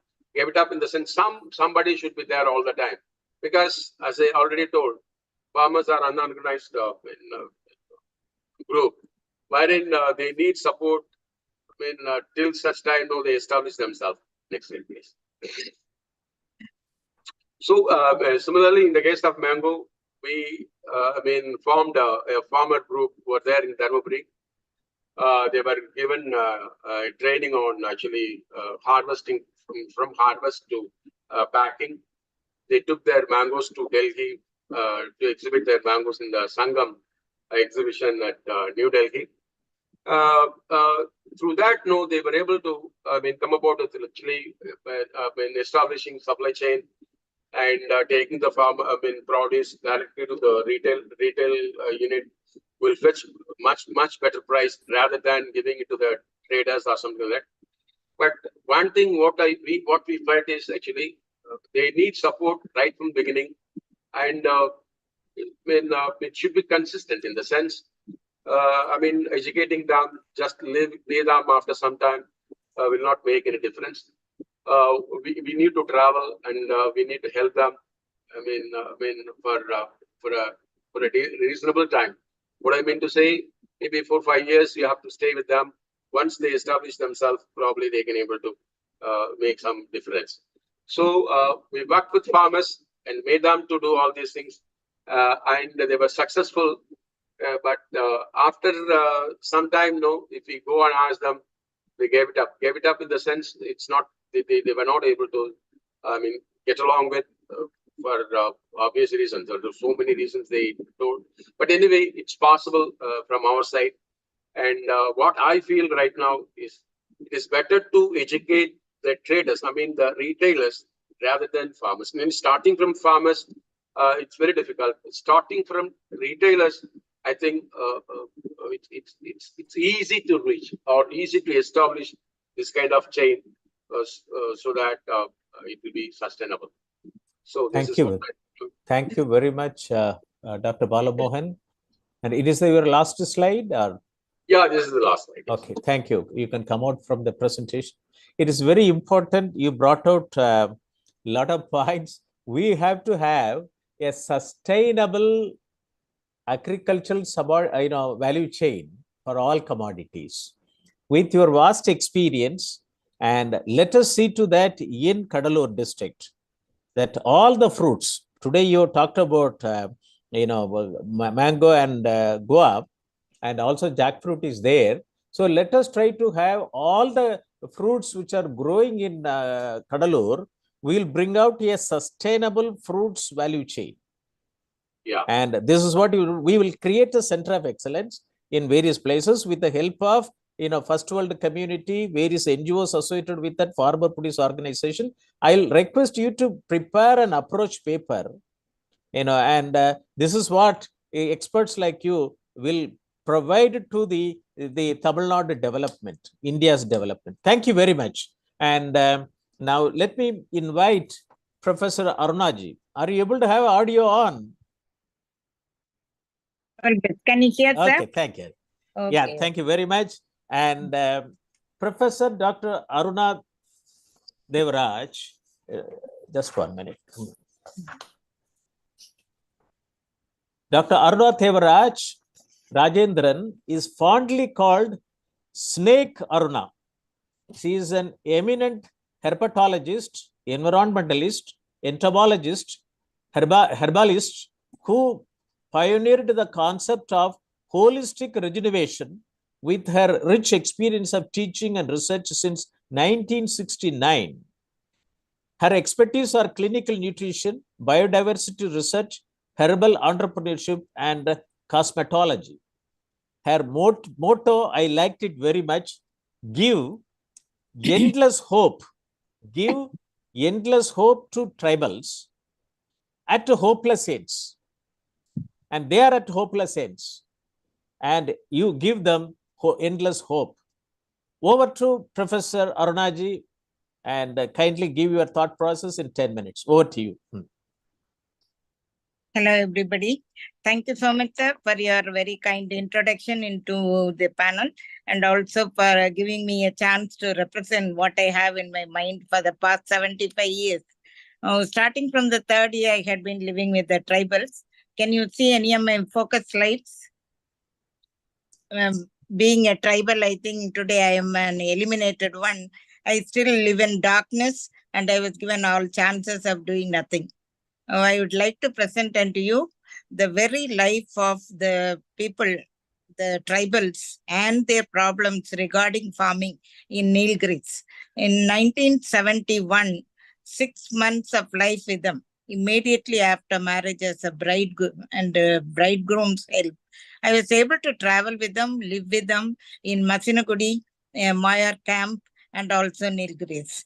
There were plenty of people, and those people were of different types. And the elevation was 900 meters and more, and there were more than 2.54 lakhs of hectares, but a non-erodable laterite soil. That was the plus point of my tribal group. And I wanted to identify myself with them because I loved to be with them. The main Mudumalai sanctuary had lots of Kartinayakan people. They were all veterinary scientists, I used to think, because they had rabbits, cows, but the way they cultured, nurtured the people and also rabbits was so wonderful. But finally, they slaughtered them in a short time, and that took me nowhere. And Kurumba families, they proclaim that they are from Pallava group. They had potato, carrots, and vegetables. And Todas, they had dairy and medicinal plants. So I was so much attached to Todas. But my love went off to Irulas, who were snake catchers, and they had biodiesel plants. They were living in harmony with nature, and nature actually nurtured the whole people. Everything was good. They had 4 different challenges. They had health at their topmost point. That was the thing I loved most. The transfer of tribal herbal informatics should come to scientists for experiment and also for technocrats to design AI groups. So I invite all the AI experts to digitize and make the repositories so that you will understand who tribals are. I consider them as scientists because the tribal wisdom they have. First one, for coexistence with the elephants, they had open sheer lawns to show that their home is that. Second one, natural pesticides, citronella and biodiesel. These plants were in 4 rows, and they had a wonderful partition between that, and natural pesticides helped them a lot. Third one I enjoyed was root culture. You want potato, why do you grow the leaf? You want a ginger, why do you have the top shoot? You want azolla, why do you want unnecessary things? They had root culture techniques. It is called shock pruning. They give very good shock by cutting off, pruning every other time. And we find big potatoes coming up, and that went off to their market. So they lived on that. And they had special plants with like durian, very rare, lychee, rambutan, and mangosteen. But all they had foliar spray with panchakavya. And why not we think in these 4 lines? Instead of driving away elephants, show them that they have a lawn. That is the end of their home. And make them pollution-free, purified water. Let them have drinking water with moringa seed powder as they have. So I almost identified myself with the tribals. So all my research with the research students were focused on that. And natural pesticides worked very well. Root culture technique, I am giving off classes to Germany and France. but not to India, because we don't accept people with rare ideas. And we are not for farmers, my dear sir. It is only for traders and agencies. And we have value-added products are there. The farmer makes 350 kg of dry leaves, and then dried leaves come to 35 kg, and he is paid only for the 35 kg of medicinal plants. His rich idea of medicinal plants is amazing. What I find is they have fodder crops, 3 important fodder crops they have, and similarly edible ones, that atti and other plants, fig, that is good, and citronella, they have oil, and noni fruits, which are very rare. Other than that, I find them glowing away with some of the plants, which you can even have with these things. See here, you'll find all these in 3 parts. Now we are thinking we need a big garden, soil, pesticide and all that. No technique is needed. What they have is 3 parts and many good different plants for their health. So this is what they have as for their good health. If you find in shortly, it is Ada Toda Vesica for their health, cold. Yerba lanata for kidney. Madam, your photo is getting straight. Okay, fine. Okay. So what they have is, in short, Indigofera plants, Indigofera tinctoria for hair, Indigofera asphaltoides for skin. They have Nyctanthus plants for pain, Rauwolfia serpentina, that is not only for serpents but for hypertension, Solanum nigrum for ulcer, Solanum trilobatum for wheezing, Tribulus terrestris for urinary problems, Vidania somnifera for diabetes, Wrightia tinctoria for psoriasis. They can make an agribusiness, but they don't do it because nobody gets it. And they cannot do anything more. But those people are willing to gather and give to the storage. What are we going to do next? My humble request for people is, why not all of us join together and help my people at the fag end? That is why I say they are always at helpless end. They remain the same. My Lakshmi is remaining the same even today in 2024. She was the same little girl when I was a girl. Now she has grown up gracefully into an old lady as me. But still I am a professor, and she remains a very small vendor who goes about collecting things with 3 pairs of dresses and nothing else. Basic need is not satisfied. What else to be given in the village? What else can we give more than that? They have the 4 technology. Why not we adopt? My condition is that, can we adopt their know-how, double agri income for them, and be part of their livelihood? Yes, sir, you can join me, but I wish you will give endless hope to my people at Hopeless Ends. Thank you very much. Thank you, madam. And you have made aware about your insight, thought process and practical experience. You worked in the tribal area, and as a student, I know in the school, I was able to see you with the snakes in the hands. You have come to the school, and that's why you got a snake Aruna. That's what it was. You got the title, and we would like to work with you. And Tamilnadu has got lot of Urulas tribals, and maybe in Cuddalore district also Urula community will be there. And not only that, you have very clearly said that why can't we have the know-how of the tribals which India in Tamil Nadu have it? Why don't we document it? And this is an important action plan.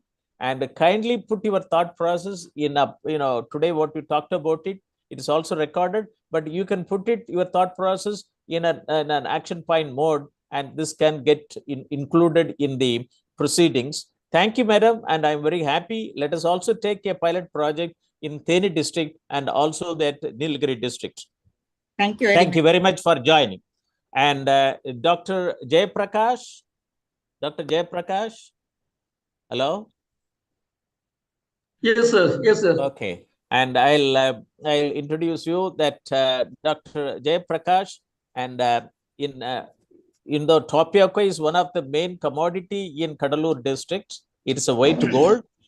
In the next 10 minutes, you please give, what is the major challenges and opportunities in tapioca as a crop and as an industry, and what type of startups are needed, and what type of technologies are available from Central Crop Research Institute, and you as the distinguished scientist, what you would like to, convey to the youngsters to get into, tapioca value chain. Over to you, sir. Thank you very much, sir. You can Are you put able it to in see the the slide? yeah, slide mode. You go to the slide mode. Kindly finish it in 10 minutes. Later, we'll have a full-fledged webinar on your topic. You go to the first slide. Is it okay? Okay. So fine. what I'm going to at the outset, I thank Moni for giving me a chance to be here to discuss in this webinar. So what I'm going to talk something different to what you have already heard. What I'm doing here, the ways how best we can utilize into wealth. That is my talk here. As you're aware, the Cuddalore district is really blessed with many resources, particularly the fruits and other things, and all the waste. There is a lot of waste in that waste be converted into some wealth. That is what I want to say here. So as for work I have done in my institute is based on cassava tapioca. Tapioca, as you're aware, tapioca is cultivated mainly for its tuber. But sir, the thing is that from 1 hectare of cassava, there are 5 tons of leaf as a waste. It's a huge quantity of leaf as a waste. The Tamilnadu is the highest cultivation in India. 51.8% of the India's cultivation is Tamilnadu alone. So that much huge quantity of the cassava leaf is being thrown as a waste, even in these factories, other things. And this cassava has got a particular compound that is called cyanogen that we isolated with the help of the machinery designed by ISRO VSSC. Using that one, this we extracted. Now we have made diversified products out of it. We got patent, diversified product out of it. Now see, these are the products which we isolated. Part is a commercial level, and many companies came forward, including abroad, to take a technology. That just quickly I'll go through that one. And you know, this is important. That one is you won't believe that one cassava cultivation in 60 hectares per month. Your income will be 3.38 crores. You won't believe that one. By utilizing our technology, by utilizing all the byproducts which we develop from cassava leaf and other ways, this much profit you will get it. And you know very well about the 3 biopesticides we developed from cassava leaf. And this has got well acceptance, not only in India, but abroad also. So these are very effective against the border pest, like pseudoxanthus people, etc. We made 2 biopesticides, and you can ask even Tamil Nadu also. Its impact on the farmers and biopesticide we developed. And for border pest, we have developed an injector also to kill the larval stages. And for red palm weevil also, this biopesticide is very effective. Knowing that, the COUSAD, King Abdullah Institute of Science and Technology, invited me for a talk because this was a big problem in the Middle East. And we found it is very effective to control this pest also. They came forward to have a collaborative work with CTCRA. And also, when I visited that as a part of my research, I visited across the Tamil Nadu, across the country. And we found the mealybug is the biggest problem everywhere. Whatever insecticide you apply on that one, the population may come down, but there is no absolute control of that one. So how to control this one? This I have given as a project after PhD program to my student. I asked them to do all the chemistry and all the ultrastructure. Ultimately, we learned what it is, what is structure, what it is. Accordingly, we developed a biopesticide called Shreya. I don't want to take more time on this one, Shreya. Now, if you can see here, when you apply the Shreya, all the stages will be completely exposed. All the young stages will be completely exposed and be completely cleared. You can see here, this is the student, he is a professor now in university. And this is very effective against the sucking pest also. And this you have done in Tamilnadu also against the mustard aphid. And the ficus also, there is one thrips infestation. And by seeing this one the last year, there was a huge demand from Andhra Pradesh against the chili. You can see February 22nd against the black chili, the black thrips infecting the chili also. And see what I wanted to say about is that one. So Professor Balmohan told about there are 50% wastage as in the case of the fruit processing or digital processing, and all these waste, even after isolation of the active principle from cassava leaf, the waste what we are using now as a best source for producing bio-CNG, not biogas. From the biogas, we are scrubbing off all the unwanted gas and taking the methane alone that we compress in the form of a cylinder that we are using it. That this technology we did with the help of IIT Delhi, and it was supported by LSRB and also BRC Mumbai. You can see here the all plant biomass. I don't want to talk about what behind it.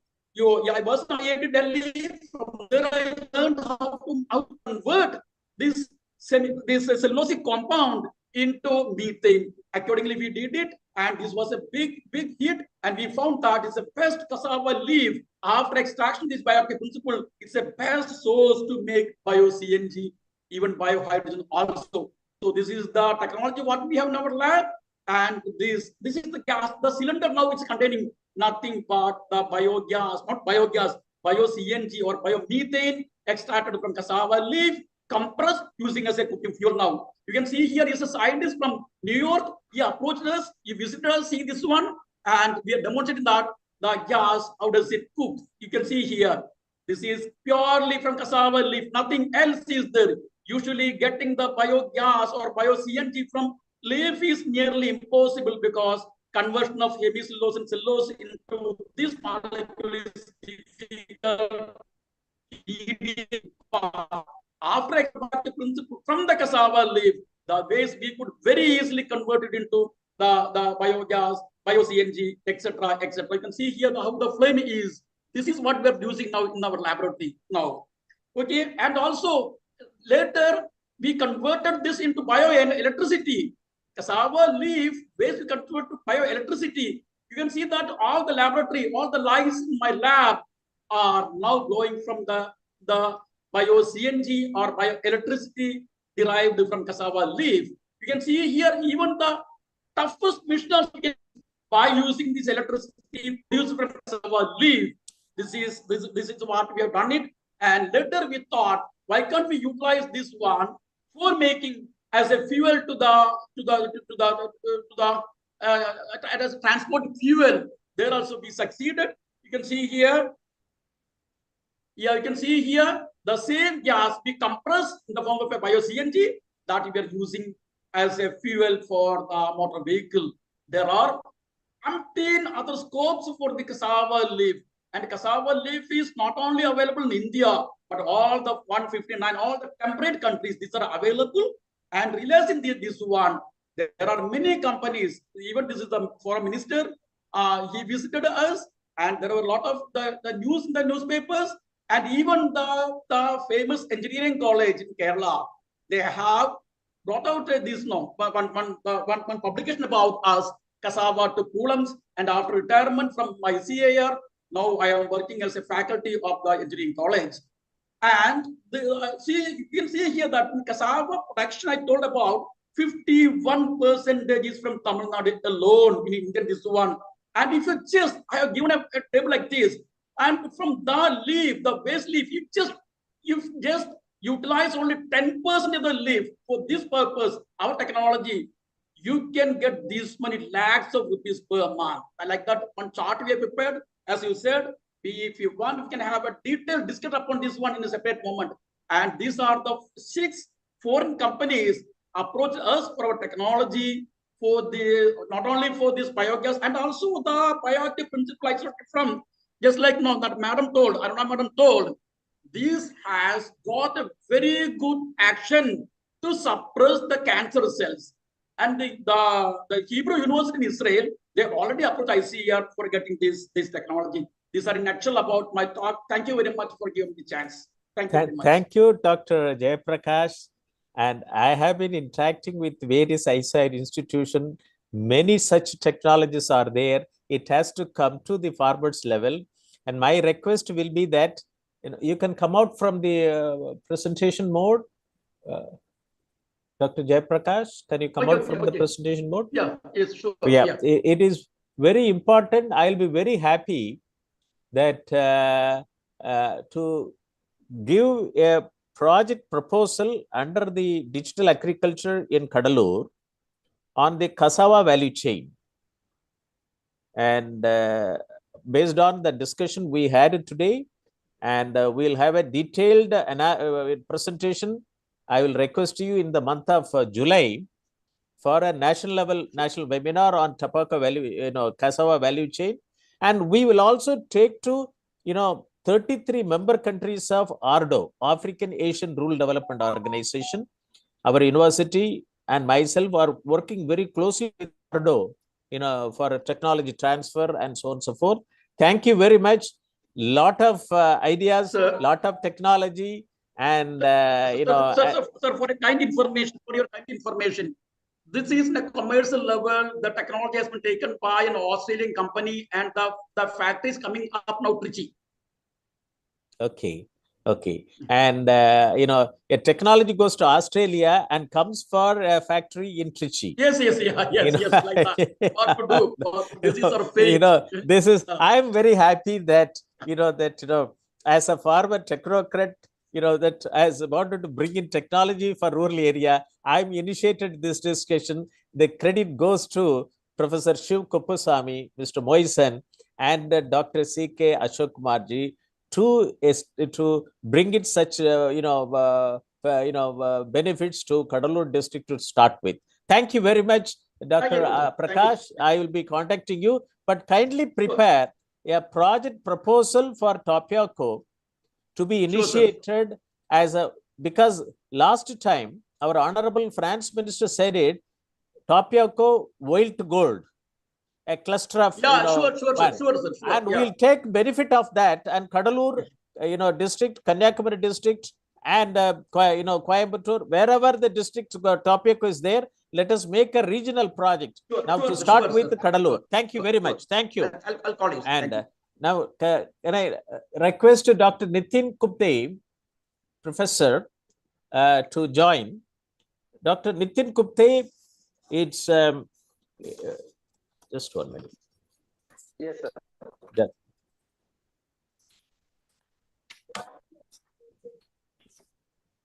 Dr. Nitin Gupte, I have recently, we have been introduced, and we are working very close to MIT University, and he has got, wonderful experience, practices, which we should utilize for, agricultural value chain. He is an experienced techno-commercial manager. Turned into an academician and consultant. And apart from mentoring, guidance, counseling, and training potential, passionate to work upon multidisciplinary profiles at senior level to utilize technical, commercial, and interpersonal abilities to achieve the organizational goal. Dr.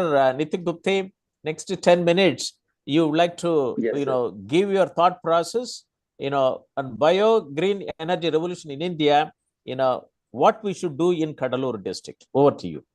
Right. Thank you very much, sir, for first of all, for the kind encouragement and with our short interaction in the last week. I got this platform to present and whatever is available in my bowl. I'm thankful to you as well as all the eminent presenters with whom they have enlightened us with all kind of knowledge and wisdom.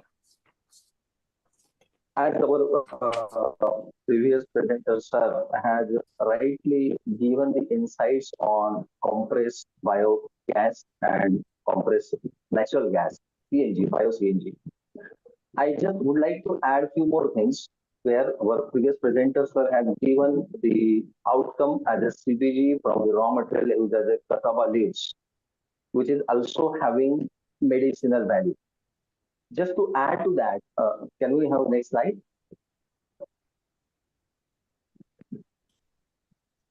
Yeah, next. Yeah.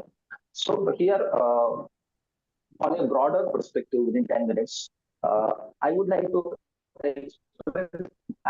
listening to all the presentations by the eminent. I realized one very important thing that the place Cuddalore district, which is having enriched natural sources which remain underutilized, couldn't optimize because of lack of technology, knowledge, education, and of course the recent development which we are talking about, all digitization and artificial intelligence and etc. etc. So here I found that every product which has been explained by the previous presenters, I'm sure that at the end there would be some or other kind of waste. It won't be free from waste. And I'm here to present on whatever wastage came out of processing all kind of agro product, agricultural product, horticultural product. Not only that, even non-vegetarian fisheries and other products, whatever wastages we are getting, we should not throw it out. We should not dump it out. We should not throw in the seawater or anywhere. Here is a technology. Here is a way ahead to generate revenue for the farmers with the help of some technologies where it is quite possible to generate revenue. Those focus area over here is one is the whatever wastage generated in the Cuddalore district. Then we can have a very constructive waste management system over there where all such kind of agro waste or any other kind of waste can be managed and utilized for energy conservation. Again, government is supportive enough to purchase, to buy all these energy outcomes. We don't have to serve the market even. Government is supportive, they are promoting us. So there is a huge scope for the income for the farmers, by the farmers, with the help of people like us. So there is a huge scope for digitization in this field, informatics, artificial intelligence, and of course, at the end of this presentation, when we have a detailed discussion, I'm sure that it will convert into a concrete action plan under your direction. That's where the final concrete outcome we are looking for, because we keep on coming to the webinars, discussing, presenting and everything, but ultimately the end result has to come into a very constructive and profitable economic output for the farmers of that industry. So come next slide, please. So here are the various collaborations we have done so far. We have gone for many installations, city plans, projects, and everything. So this is one slide which I would like to present. Next slide, please. So many other installations we have done, but these are all the city areas where this is the first time we would like to contribute to the areas where it is really needed, where people are not in a position to generate their income and it's very difficult to meet their both ends. So this would be the focus territory where we can create some miracles in terms of generating such a green energy and give them a support in terms of some adding income to them. So these are all the different associated bodies where we are working with. Next slide, please. This is one important slide where you can see all this list of various different wastages coming out of different industries. There is sugar industry, poultry farm, then mixed food industry, distillery is there, then effluents are there, cattle dung is there. So everywhere you will find there is a scope for generation of the waste. And again, there is a question of how to dispose it off. So here is the solution where we can convert into biogas. So this is just a statistics given as to how much output we can generate from every wastage used as a raw material in this plant. Next slide, please. Next slide. Yeah. These are all the different projects which we have undertaken. Please, next slide, please. These are all the projects which are already completed and working well. This is one slide again which is important, where it is giving the statistics. If we have 100 tons per day, a mixed kind of waste, any kind of waste, then approximately how much output we can generate. You can see over here, we are able to generate approximately 4,800 to 5,000 kg compressed biogas, which we can sell it out to the government and generate revenue out of that. These are all the areas where still unorganized and unprofessional way. So this is the scope where we should focus upon. Then again, you can find liquid fertilizer, which I am coming in the next slide. Next slide, please. These are all the sources where we can generate all such kind of wastages. We can collect all these wastages. These are the sources of raw material where we can collect the wastages. But in our district, this source of raw material, that is wastages, are already there. We don't have to search for these resources. It's there. Only there is a need to convert that wastage into energy. That's where we are looking for. Next slide, please. This is one very, very important raw material which is overlooked so far.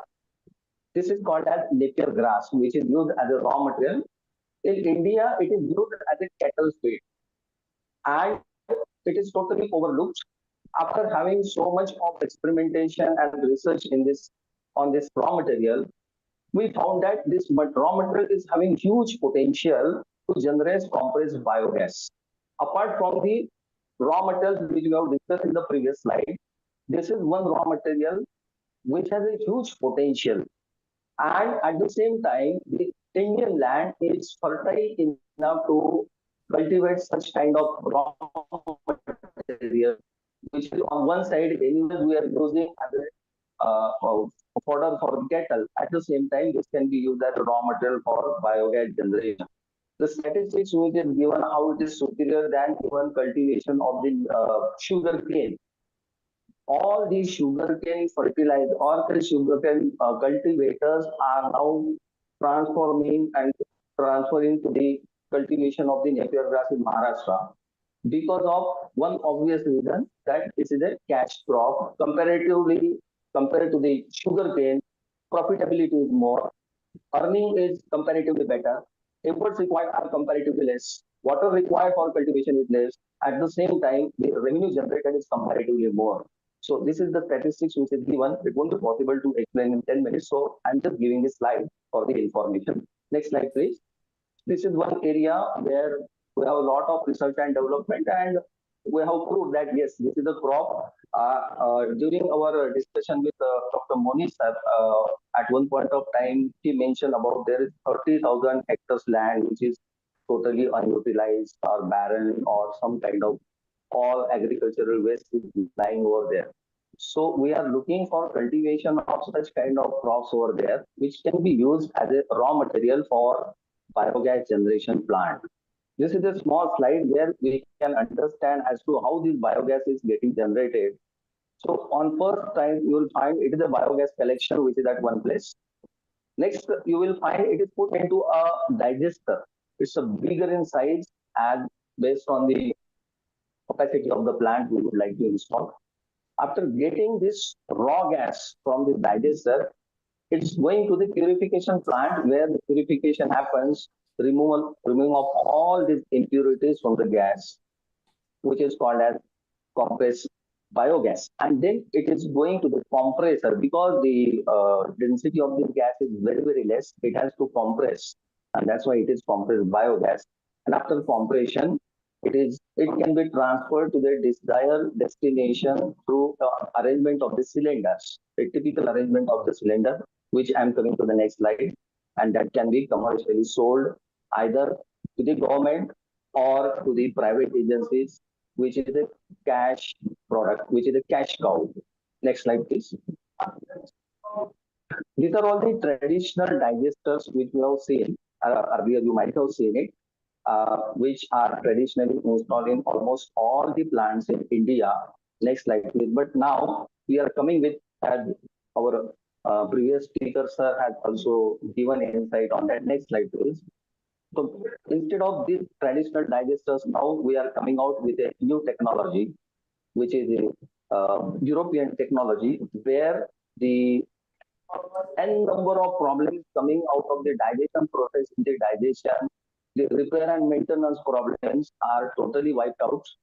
And that's why this system, this entire advanced technology is proving as an upper hand in terms of efficient production output of the gas for repair and maintenance. Technical know-how is quite easy. At the same time, repair and maintenance is quite easy. We don't have to wait for the technician to come from the foreign countries and shut down the plant for 15 days. Once the training is given to our manpower, this is quite easy for us for the repair and maintenance. So this is one advanced technology which is replacing our old traditional technologies and giving more productive output. Next slide, please. Yeah, Dr. So Nitin, Dr. Nitin, can you come to the conclusion that? Yes. So this is just a comparison between the advanced and new technology, right from the impurity removal, water requirement, and other parameters, how it is proving the upper end, that is given. Next part, next slide. Another 1 minute on this. These are the advantages of this process of new technology, which is given over here, which is self-explanatory. Once anybody read this PPT, they will be able to understand that way it has been made, although it is little lengthy. Next slide, please. Next slide. These are all the different components which are used over there. And the last part, which is called as the wastage normally, which is coming out of the plant, which is again in the form of slurry, separated in the form of solid and liquid fertilizer. And these are also sold at a comparatively higher rate than the rate of the compressed biogas. So the byproduct is getting sold at a comparatively higher rate to the, these are all the organic products and having huge demand, liquid fertilizer as well as solid fertilizer. Next slide, please.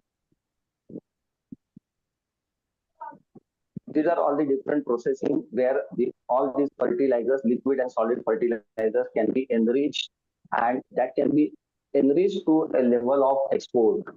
So there are people in Maharashtra and Gujarat where they are exporting all this solid and liquid fertilizer, having value addition to the original liquid and solid fertilizer. Next part.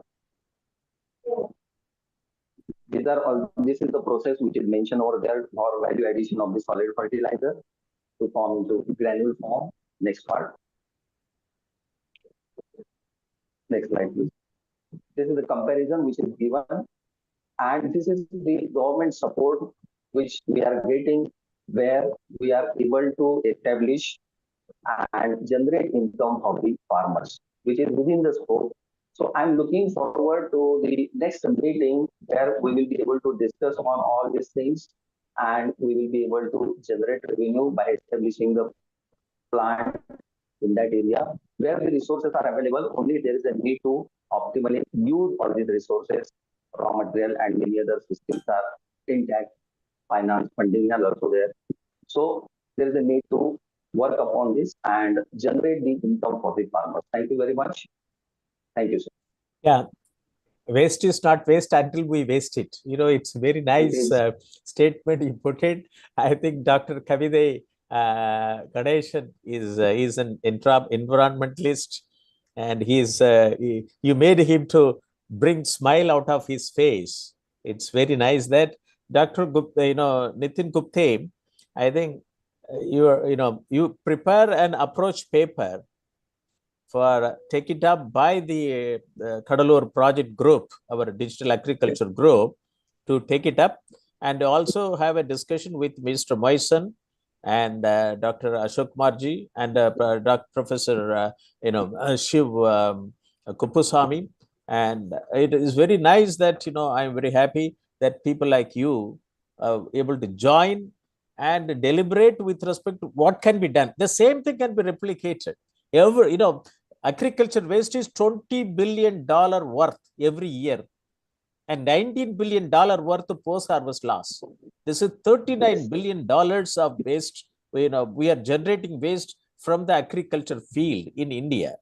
I don't know, and it has to be converted as a wealth, and educational institution and NGOs has to bring in how to undertake innovation for waste to wealth. This is very important. Thank you very much, Dr. Nitin. Yeah. And I would say waste is not getting converted into best. Waste is remaining waste. It needs to be converted into best. Very nice that. Thank you very much. Now, let me request Mr. Dr. Nallusamy, and is a district level resource person.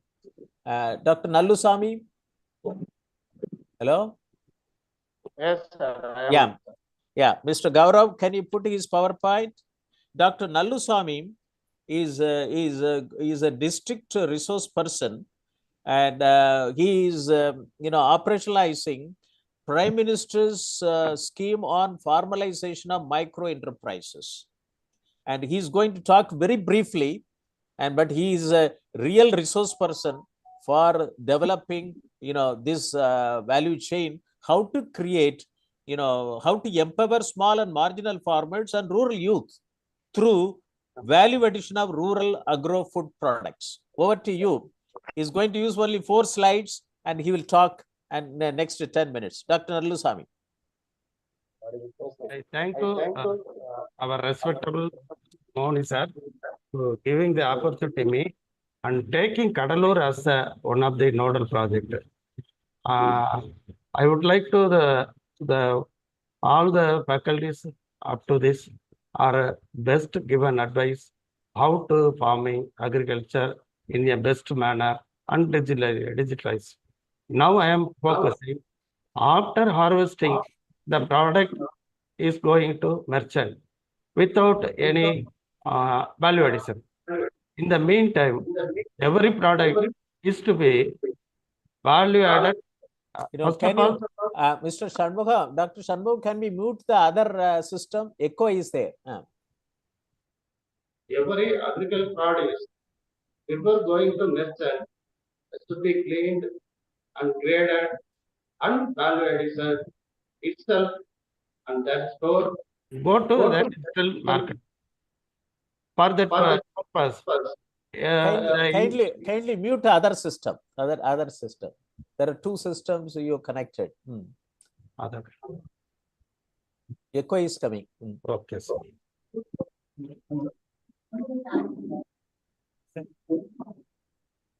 Yeah, please speak. Okay, sir. Yes, sir. I offer another one, sir. The agricultural produce before going to merchant, it should be cleaned and graded and value added itself, themselves, and among the peoples are go to the digital market for the income adding.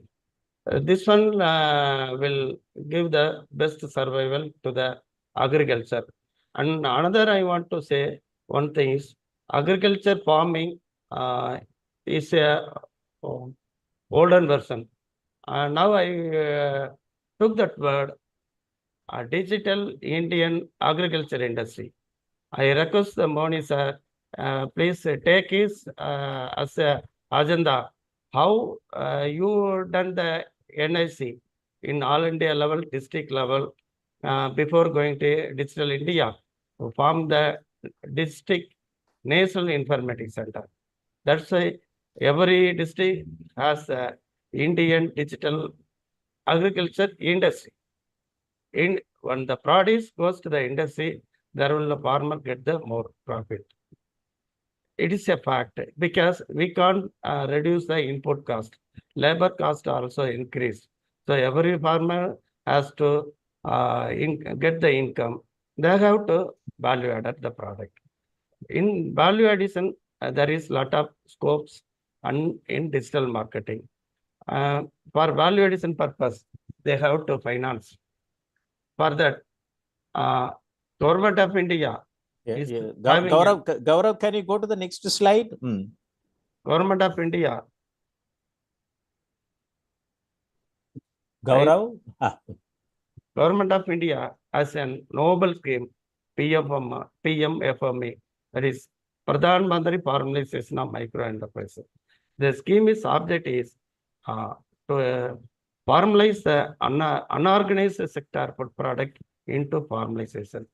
In that scheme, a small milk vendor or milk producer can value their milk in that place as ghee, butter, and guava. Then the government is also providing marketing assistance through digital marketing with the tie-up.com, Amazon, Flipkart. We are also doing from government also. So for that, the beneficiary is a farmer wants to put up an industry. Just they want to put the word PMF in their Android phone. There is all the information available. In every district, having every district resource person to give the hand-holding support to them. In Cuddalore, Arilur, Perambalur, I am handling. For this scheme benefits, 30% on project up to 10 lakhs subsidy. The project cost up to 35 lakhs, 30 lakhs for machinery and building. Subsidy will be 10 lakhs. Balance 20 lakhs will be repaid in 5 years. Then already availed in other schemes also eligible. A person who is already got another subsidy scheme, then he come to this scheme as press. Then new or expansion unit also eligible. New unit, not only new unit, expansion, already they are having a small rice mill. They have to get the modern rice mill. Then individuals forms a group of persons and self-help groups. In Cuddalore district, lot of women doing cashew cutting as a household business industry. They have to join more than 20 members as self-help group and get the loan from our scheme. And they are taking loan and PMFME. Then they will go to the branding and marketing subsidy assistance.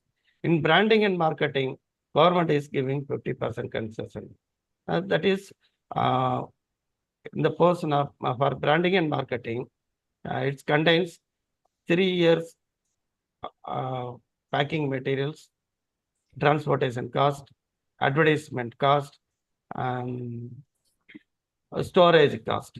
It is going to nearly 1 crore. The government will give to 50%, 50 lakhs to the self-help group as grant. Balance 50 lakh put the self-help group for their marketing, advertisement, packing, etc. And FE also get loan from this scheme. Individuals go to up to 30 lakhs. FBO can go to up to 5 crores. This is a normal in a village.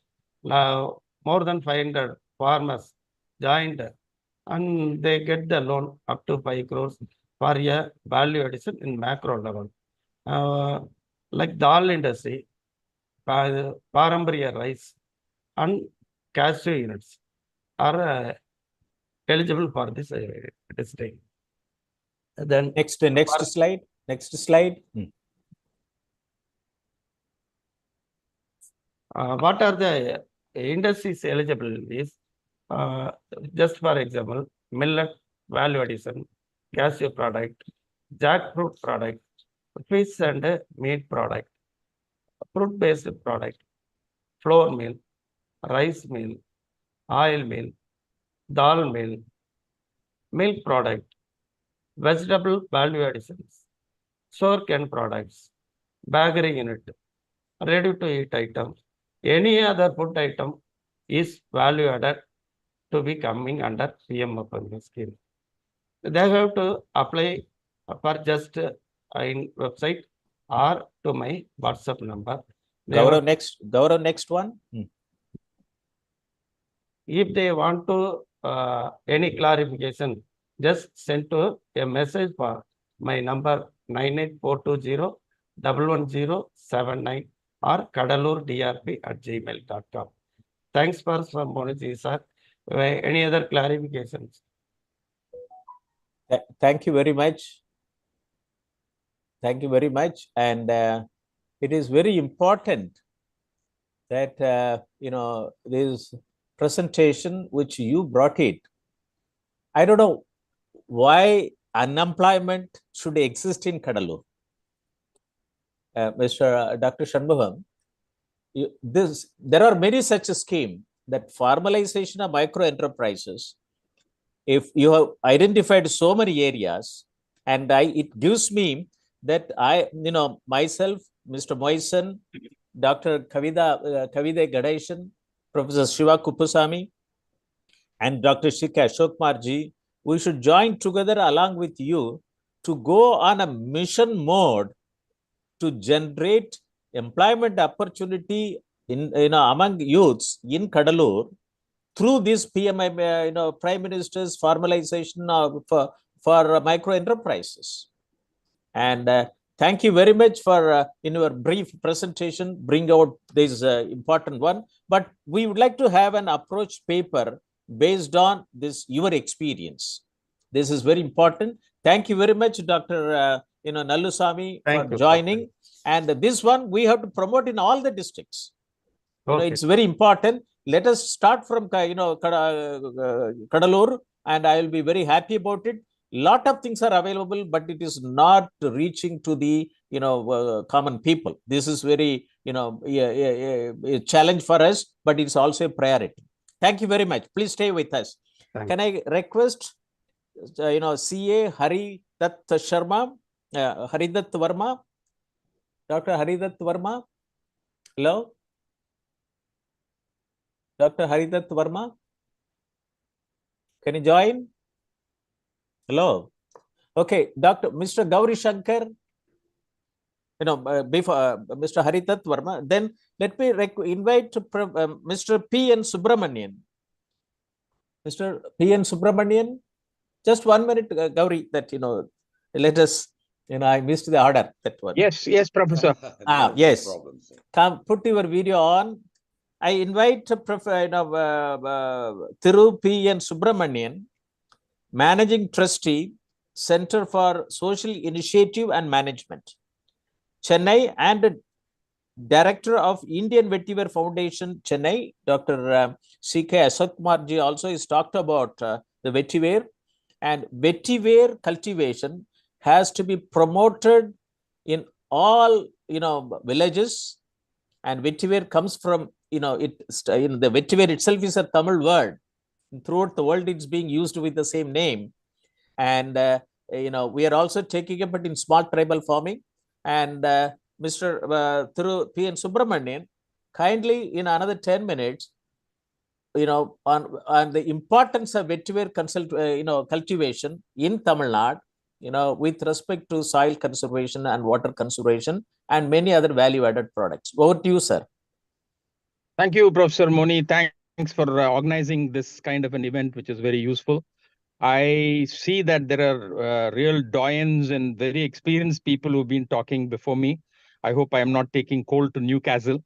I had a presentation. Can that be done online, Professor Moni? Have you forwarded to me? No. Yes, I forwarded to you, and you said you will. Yeah, Mr. Gaurav, is it in your forward through WhatsApp or email? I forwarded through WhatsApp, I think, to you. Yeah. Just can you, Sir? Gaurav, do you have it? Yes, sir. Okay. I'm checking. Meanwhile, I'm outside. I'm not able to. Okay, fine. That's the reason why I asked for that. Gaurav? Sir, Name of the file is PN. It should have started with PN. Start. PN. And meanwhile, meanwhile, I can start till he puts it up. Okay. So okay. Thanks everyone, and I'm going to talk about Vetiver. Vetiver, most of you would know, and I believe that it's a miracle grass. In fact, the father of Vetiver, Richard Grimshaw from the US, says remove the word grass because he says people will think that it is a weed. Let's call it Vetiver plant. So this is a nature given plant to us with innumerable benefits to humankind. Very cheap to buy, cheap to cultivate, easy to grow.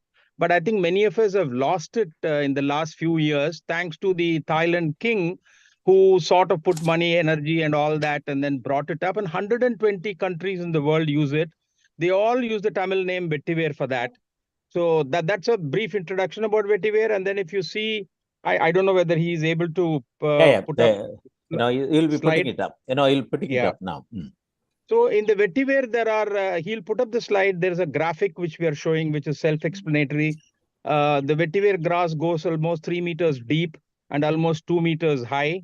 And that's the reason why it has got lots of properties of holding soil and all that. From the grass perspective, or the shoots as we call it, grass can be used as a mulch. Once in 3 or 6 months' time, you can chop it and use it as a mulch. Sir, just 1 minute. Mr. Gaurav, have you received it? Yes, sir. Okay, Yes, please put it. Yeah, please carry it. If he puts it, I think it may become self-explanatory. It's very easy. Is it fine? Yeah, I think it has come up. It's come up. Yeah. This one. Yeah, this is the graphic I was saying. So if you look at it, the grass is on top and the root is at the bottom. And if you read through, there are many benefits. The grass can be, as I said, used as a mulch. In fact, somebody is wanting to try to use it like Napier grass to produce gas, which is happening in some parts of the world. Somewhere we lost it out in India, and 120 countries are very, very advanced using it, including small countries across the world. Even Africa is using it immensely, benefited immensely by it. And then the grass can be used to feed the animals, and grass can be used to make good handicrafts. In fact, we are thinking of bringing some Thailand experts here to sort of help train our self-help women and others here. It can be used for thatching purposes, which was used even in the earlier days. As far as the root is concerned, it is the best value for the root is making vetiver oil. The best perfumes in the world use vetiver oil as a component. They even call it vetiver oil. And that's the best value for that. And of course, roots are used for handicrafts and medicinal purposes, aromatic purposes and whatnot. The other major advantage is that it helps in, in slopes of hilly areas, roads and railways and rivers and lakes and all that, so that the soil doesn't slip and erosion doesn't take place. We plant about at a distance of 6 inches, we plant this vetiver. It goes 3 meters deep. It's almost a live wall. Even your concrete cannot, compete with it at all. And this has been practiced in many places. I understand about 650 kilometers of hedgerow has even been grown in Ethiopia. So other countries have done a lot. Not that we have not done. I think we have sort of lost out. And that's the reason why Dr. C.K. Ashok Kumar, who's the president of India Vetiver Foundation, wanted to start this. And then I am also part of it. And I'm the vice president of it, driving it across India. And so the plant also helps in removing heavy metals from water. You can have floats and it uses the heavy metals. Even in leather industry, it has been tried. It grows with the heavy metals and then gives you clean water. I can go on and on. I think I have only 10 minutes to do next slide. Next slide, please.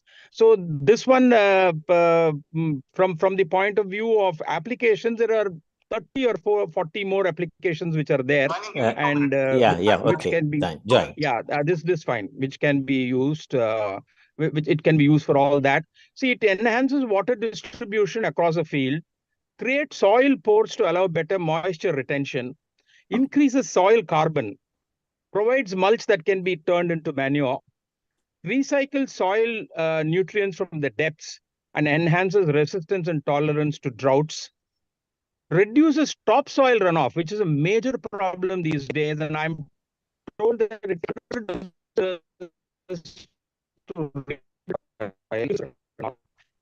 case of farms, the fertilizer which goes along with the soil not even be held.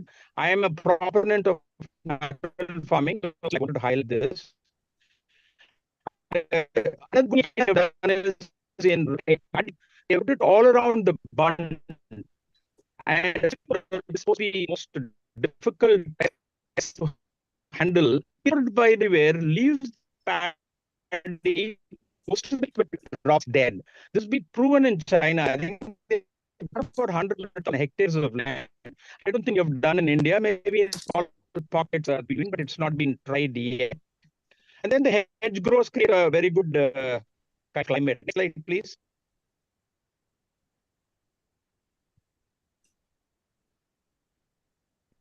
Yeah. The economic benefits, doubling farm's income. So when the farmer puts it on the bund, or even when he got, let's say, fruit farming, and then he can plant from the fruits, mango tree can have 4 directions, coconut also can have. So the trees go well, the quality becomes better. Tested and proven in Thailand and other countries. What you do is try and patents and start, getting the proof of it. So farmer, it reduces the fertilizer use, so cost comes down. And then we sell the shoots or the grass, as I said. In fact, in other countries, they're even bricketing it and then using it as a fuel. And you can sit as feed for animals. And it even in India also some places even for mushroom cultivation, and I'm told they get 2 rupees a kg of the green grass. So there's an additional revenue for the farm. The farmer tiller that if you plant in 6 months or 8 months time, it becomes lean and empty.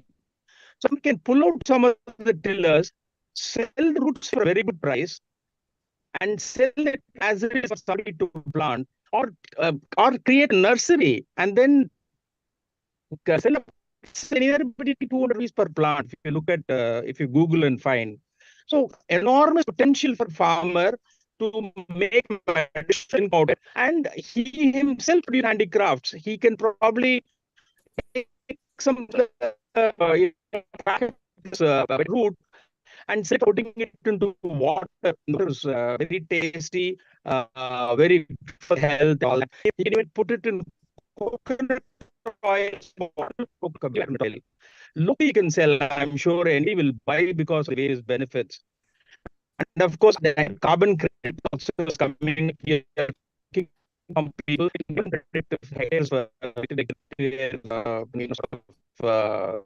there are a lot of numbers floating around the world, and also establish pilot to see how it can be estimated. So these are all the benefits. Yeah. At the doubling of yes, professor? Yeah, kindly speak to the mic. I think there is some split, voice is not coming properly. Speak to the mic. It's okay. Okay. Now? Well, carry on. Yeah. So from a climate perspective, when you look at protein, it increases the soil and gives microorganisms, brings the plant. It improves plant quality, protect from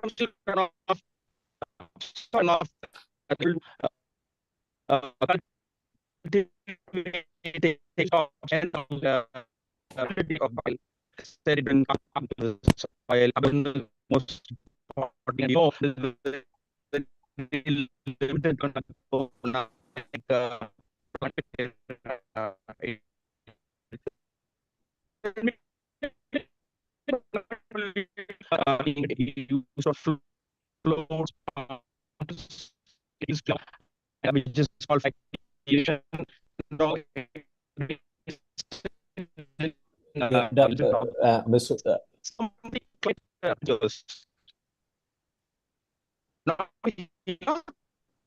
We are not able to hear you. Its voice is getting split.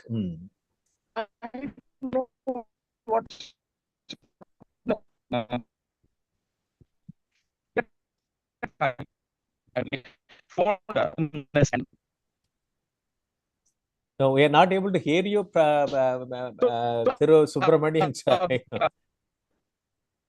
Okay. Yeah. It is visible, The issue is the signal board.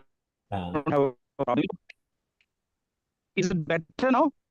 No, okay, this, I hope this is the last slide. Weak network there. This is like the actions which we identify this in soil conditions. We can pilot is there in the form of cultivation and going on there. We will plant on the bins to see what kind of benefits the farmer gets. Then you also can plant in a Yeah,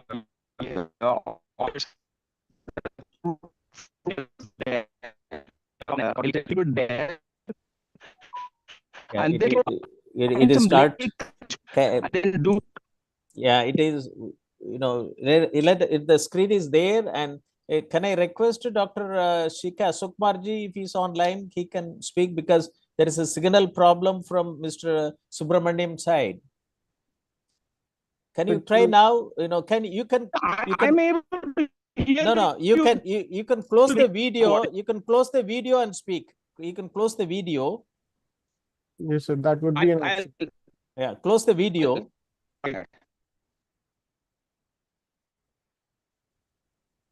Just a second. Yeah.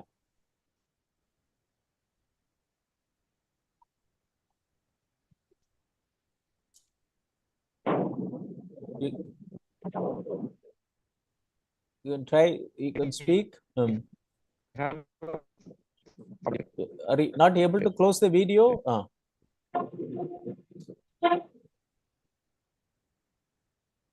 Hello?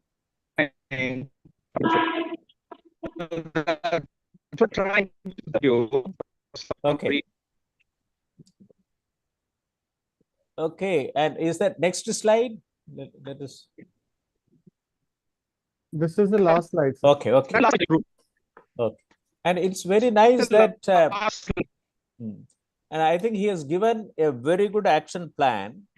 Identify 2 villages in Cuddalore district with the differing soil conditions.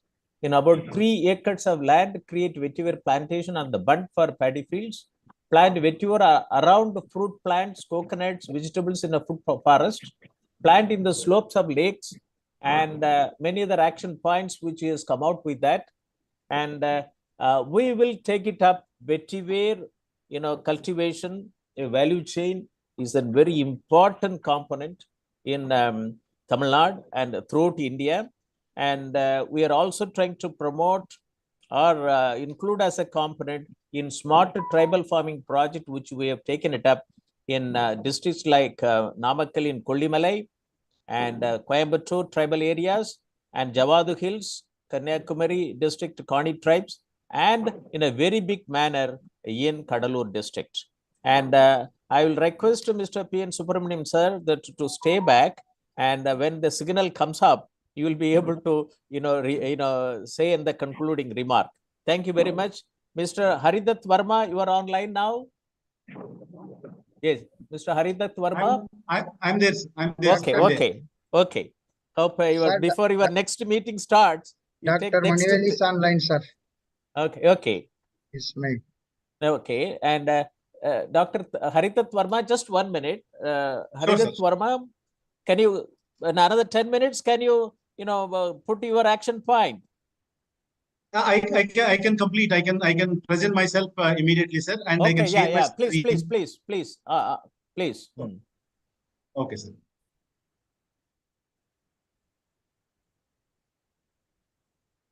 Will you take time, or then I can ask? No. I'm ready, sir. I'm ready. I'm ready.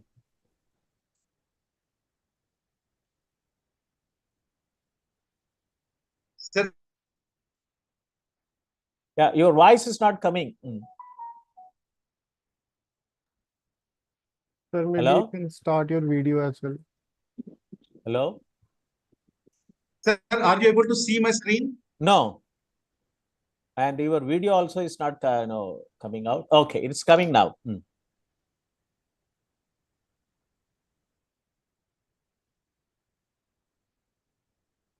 Can you see my screen, sir?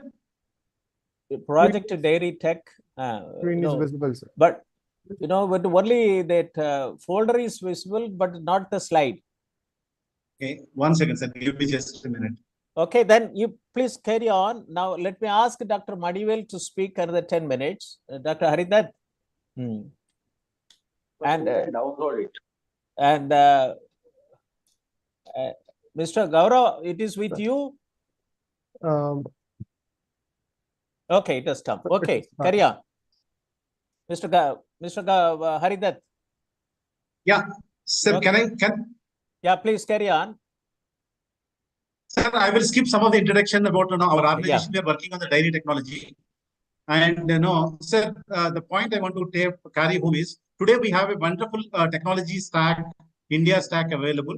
And through technology, how can we increase through the indigenous cow breeds?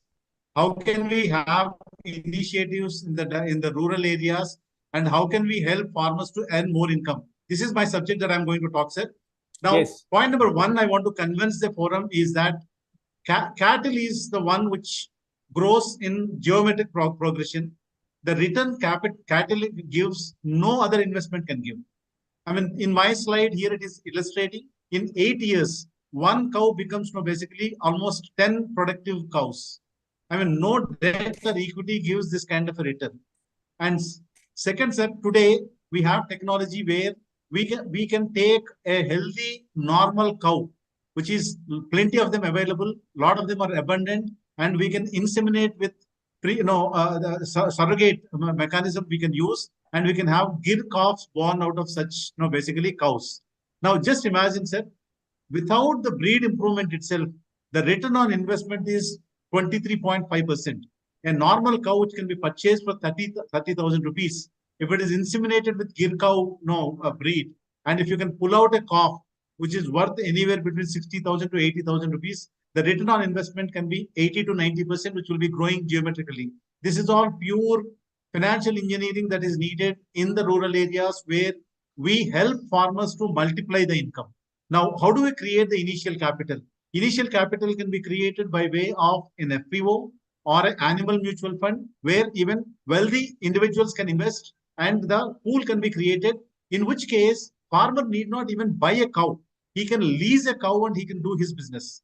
I mean, these are the models where capital appreciation can be accruing to the investor, but the return on investment can be accruing to the farmer. Just, I want to illustrate, if you take any investment which is basically considered to be the best investments in the world, like real estate or shares or equity, whatever it is, you cannot invest in a building. Out of the rent, you cannot repay the principal loan, which means that the buildings are not, real estate is not giving that kind of income. But whereas today farmer, by taking loan from the milk income, from the revenue, after meeting all these expenses, is able to repay the loan. But unfortunately, banks say that they don't have the muscle to reach out to individual farmers and give loan and monitor that.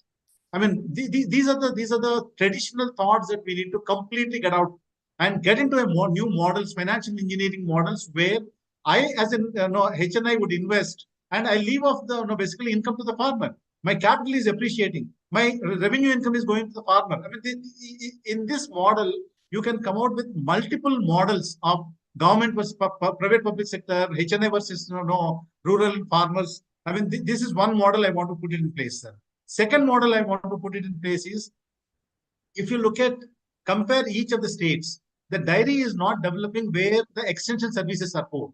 You can have Uberization of veterinary services, where a veterinarian, you have talented veterinarians, plenty of them available with low or lesser income.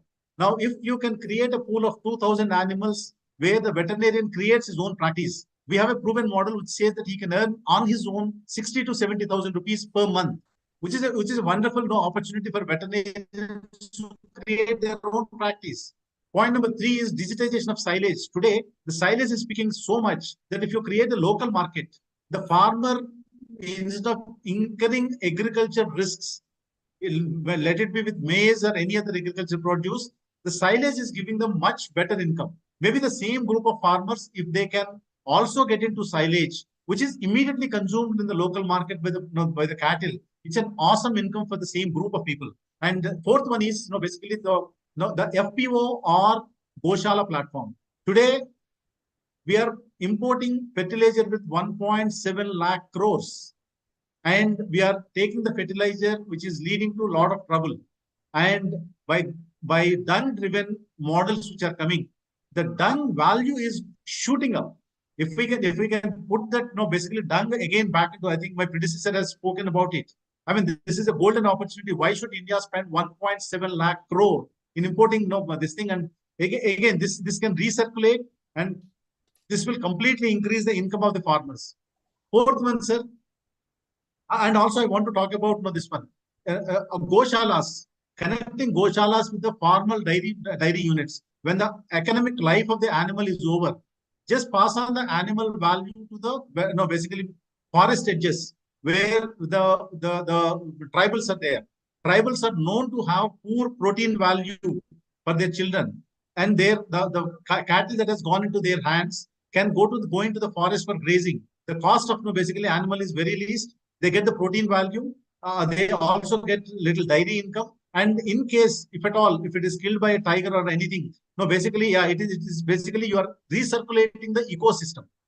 And today, the burden on the forest department to pay for the compensation would be very less because the animal is coming at extremely low cost because the economic value is already pulled in by the the dairy units. So integrating the Goshalas with the commercial dairies is another important cycle that we need to put in place. And I think Cuddalore can be very important basically area for taking up these things. Moni sir, are you getting my voice? Yes, slightly, but it is audible. Carry on.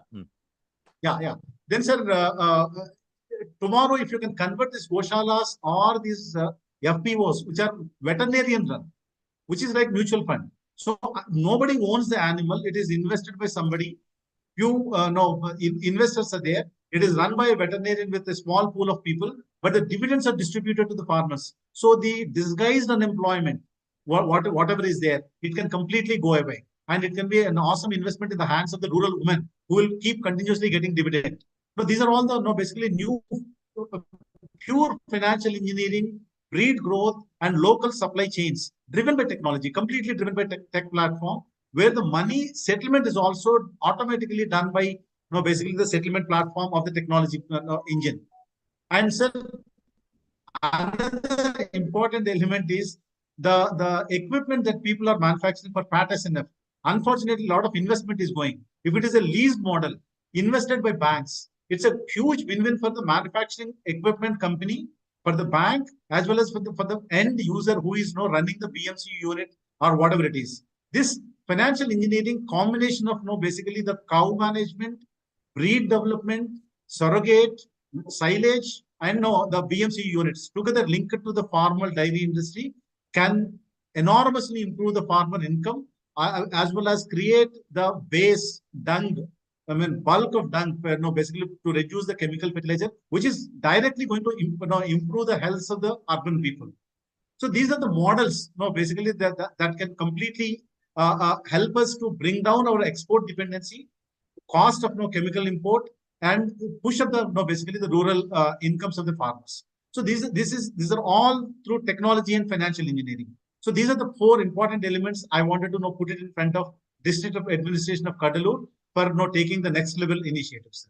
This I mean for the given time, sir, Moni sir, I mean I'm really thankful to you. Thankful to you for giving me this opportunity. Thank you very much. You can come out from the presentation, Mr. Gaurav, and Mr. Haridat Verma. You are also on traveling, but you are able to find a time to join. You are given 4 action points, and we will have a separate meetings and how to convert these 4 action points into 4 model of projects for operationalization in Cuddalore. Mr. Haridat is based in Hyderabad, and his startup is doing very good work, and both in India as well as abroad. And now, thank you very much, Mr. Haridat. Thank you. Thanks And a lot, sir. now, Thank you. can I request Dr. Manivel to present? Dr. Manivel? Yes, sir, I am here. Okay. Dr. Is it- Manivel is a principal scientist, plant breeding, Indian Council of Agricultural Research, National Institute for Research in Commercial Agriculture, and based at Tindukal, Vedasandur Tindukal, and is one of the distinguished scientists in medicinal and herbal plant research. And above as a scientist, he is also an NGO. He will be talking about Innovate for Waste to Wealth, Landana Camera as a case study. Over to you, Dr. Manivel. Thank you. Thank you, Dr. Monisap. And just one sentence, in the coming years, we are going to face more problem than what we are going to have due to so many factors I listed in the left side. And the major problems, our health problems, that like starting from cancer to Alzheimer.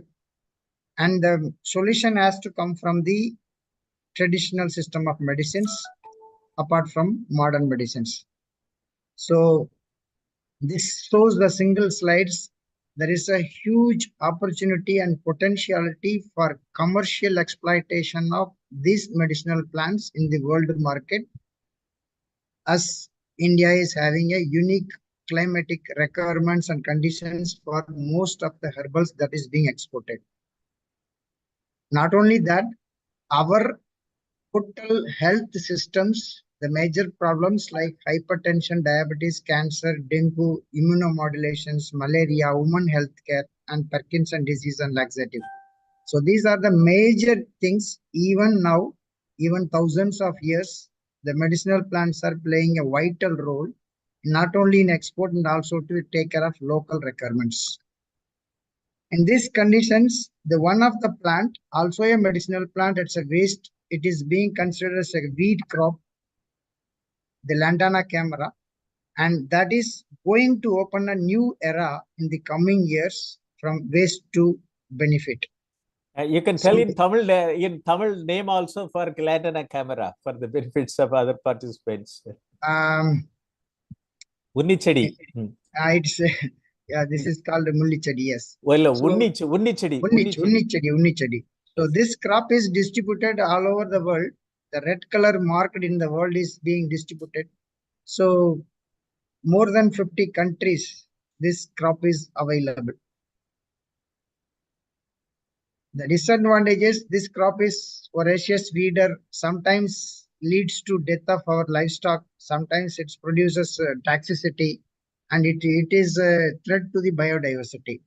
If we properly utilized and managed, then this can be encashed into not only money and also for the biodiversity conservation. This is the plant which is having a different colors of flowers, but it generally it feels that it's in the same plant you will get the different colors because of the once it is matures it changes into different colors. And this is the one of the invasive weed, particularly in Cuddalore and Viluppuram and Pondicherry districts. It is a voracious weed in the borders of the field and as well as in the barren lands. So this can be utilized as a very good crop for landscaping also, and this can be utilized by the birds and animals and things for their food and nectars and all. The honey is being collected here. And to our wonder, it has multiple uses for like malaria, asthma, ulcer, swelling, like that. So I have listed many number of crops, diseases that can be favored and in alone and also in combination with some other crops.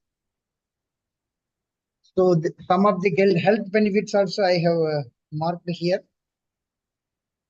So it will skin disorders, good for bones and joints, and also it's for cough and cold, and even for painkiller, pain management, respiratory system. So if we considering all these aspects, even it removes toxin from our body and all. So we think that, whoa, this has wonders. Generally, all medicinal plants are weeds or what is called non-utilized plants, but being perfectly utilized if we can able to make the things.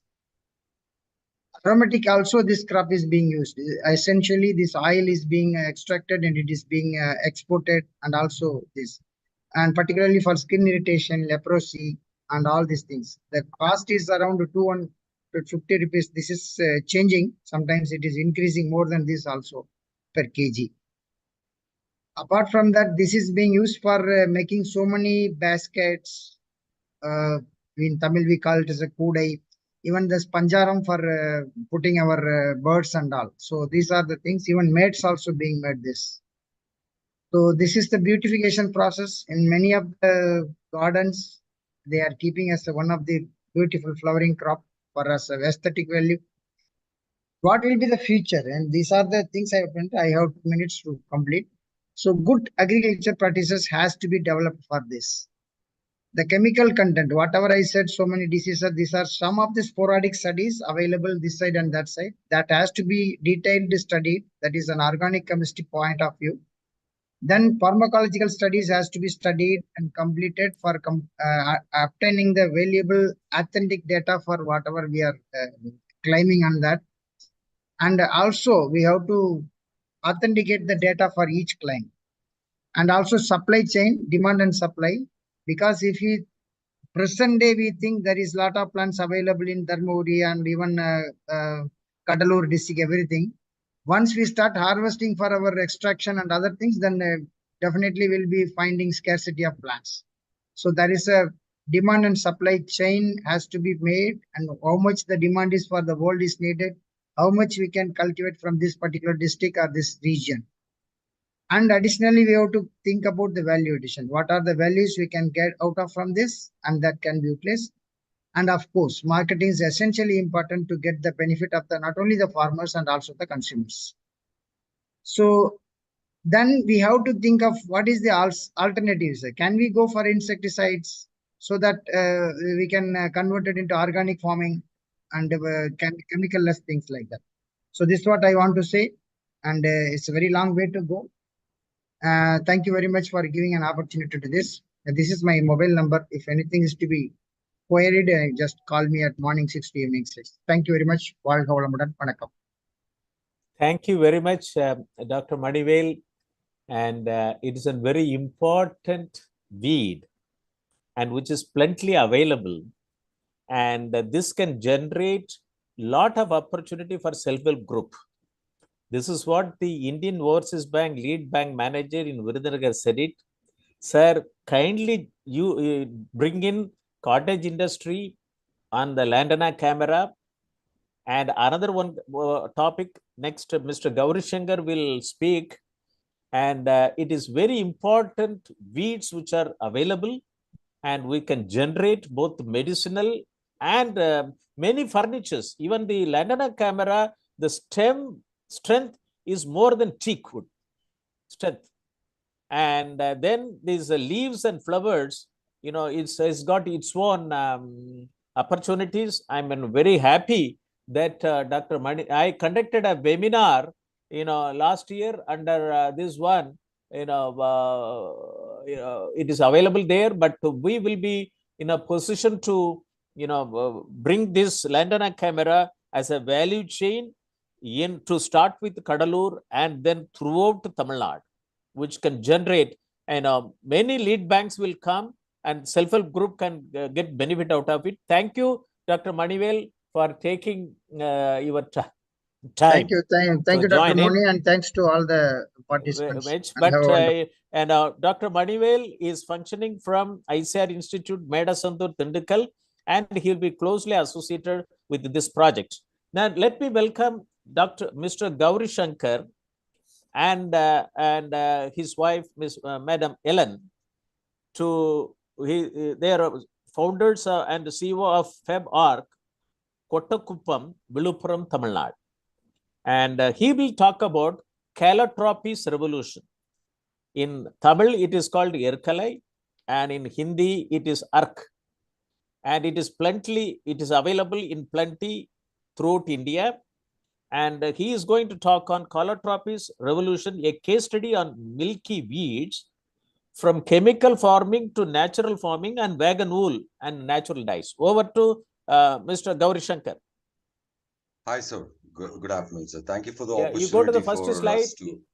Mr. Gaurav. Yeah. You are presenting. We can go to Mr. we can go to the fourth slide, sir. Fourth slide. Okay. Yeah. Yeah. Okay. So can you enlarge it? So the Calotropis is like called Irrikanchedi. It is, I mean, we've been working on this plant for almost 8 years now, and we've been working on this meticulously on different aspects of this plant. Like Manibal sir was saying, like we have a lot of hidden opportunities in nature that we are not utilizing. Even lantana is one of the amazing crop which could be used as an insect repellent also. And when we started doing research on this Calotropis also, first we did not understand the insect repelling aspect of it. We started with the fiber manufacturing basically. And we were successful in manufacturing this fiber without using any chemical, any drop of chemicals, and we managed to make sure that the entire process is chemical free. And because we made it chemical free, we were able to use the residue that is from the manufacturing process as a good pest repellent. And in Tamil culture, we always have this. The repellents are made by mixing different kind of pest repellents from the nature, like Calotropis, like lantana, and there is hajod. There is a lot of other herbal plants that could be used as a pest repellent also. So we made sure our process is entirely chemical free, and our residues are given to farmers as a very cheap replacement for pesticides.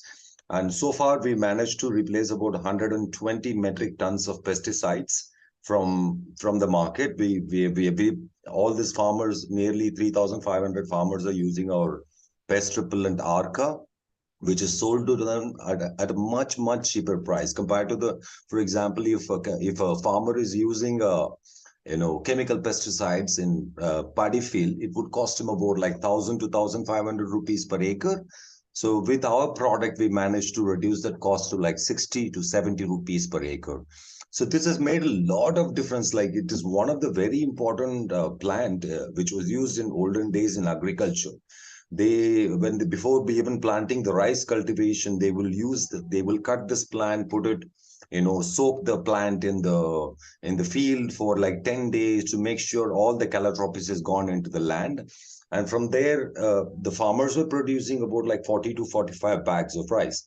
In fact, some farmers who contacted us like 4 years ago, they are already from 25 bags of rice, they moved to 41.5 bags of rice. And we have evidence of different, farm groups on different crops that we have used this pest repellent. And nearly 55 different crops we covered so far in the last 7 years. And replaced about 120 metric tons of pesticides. And we might think that it might be very small, 120 metric tons, but not.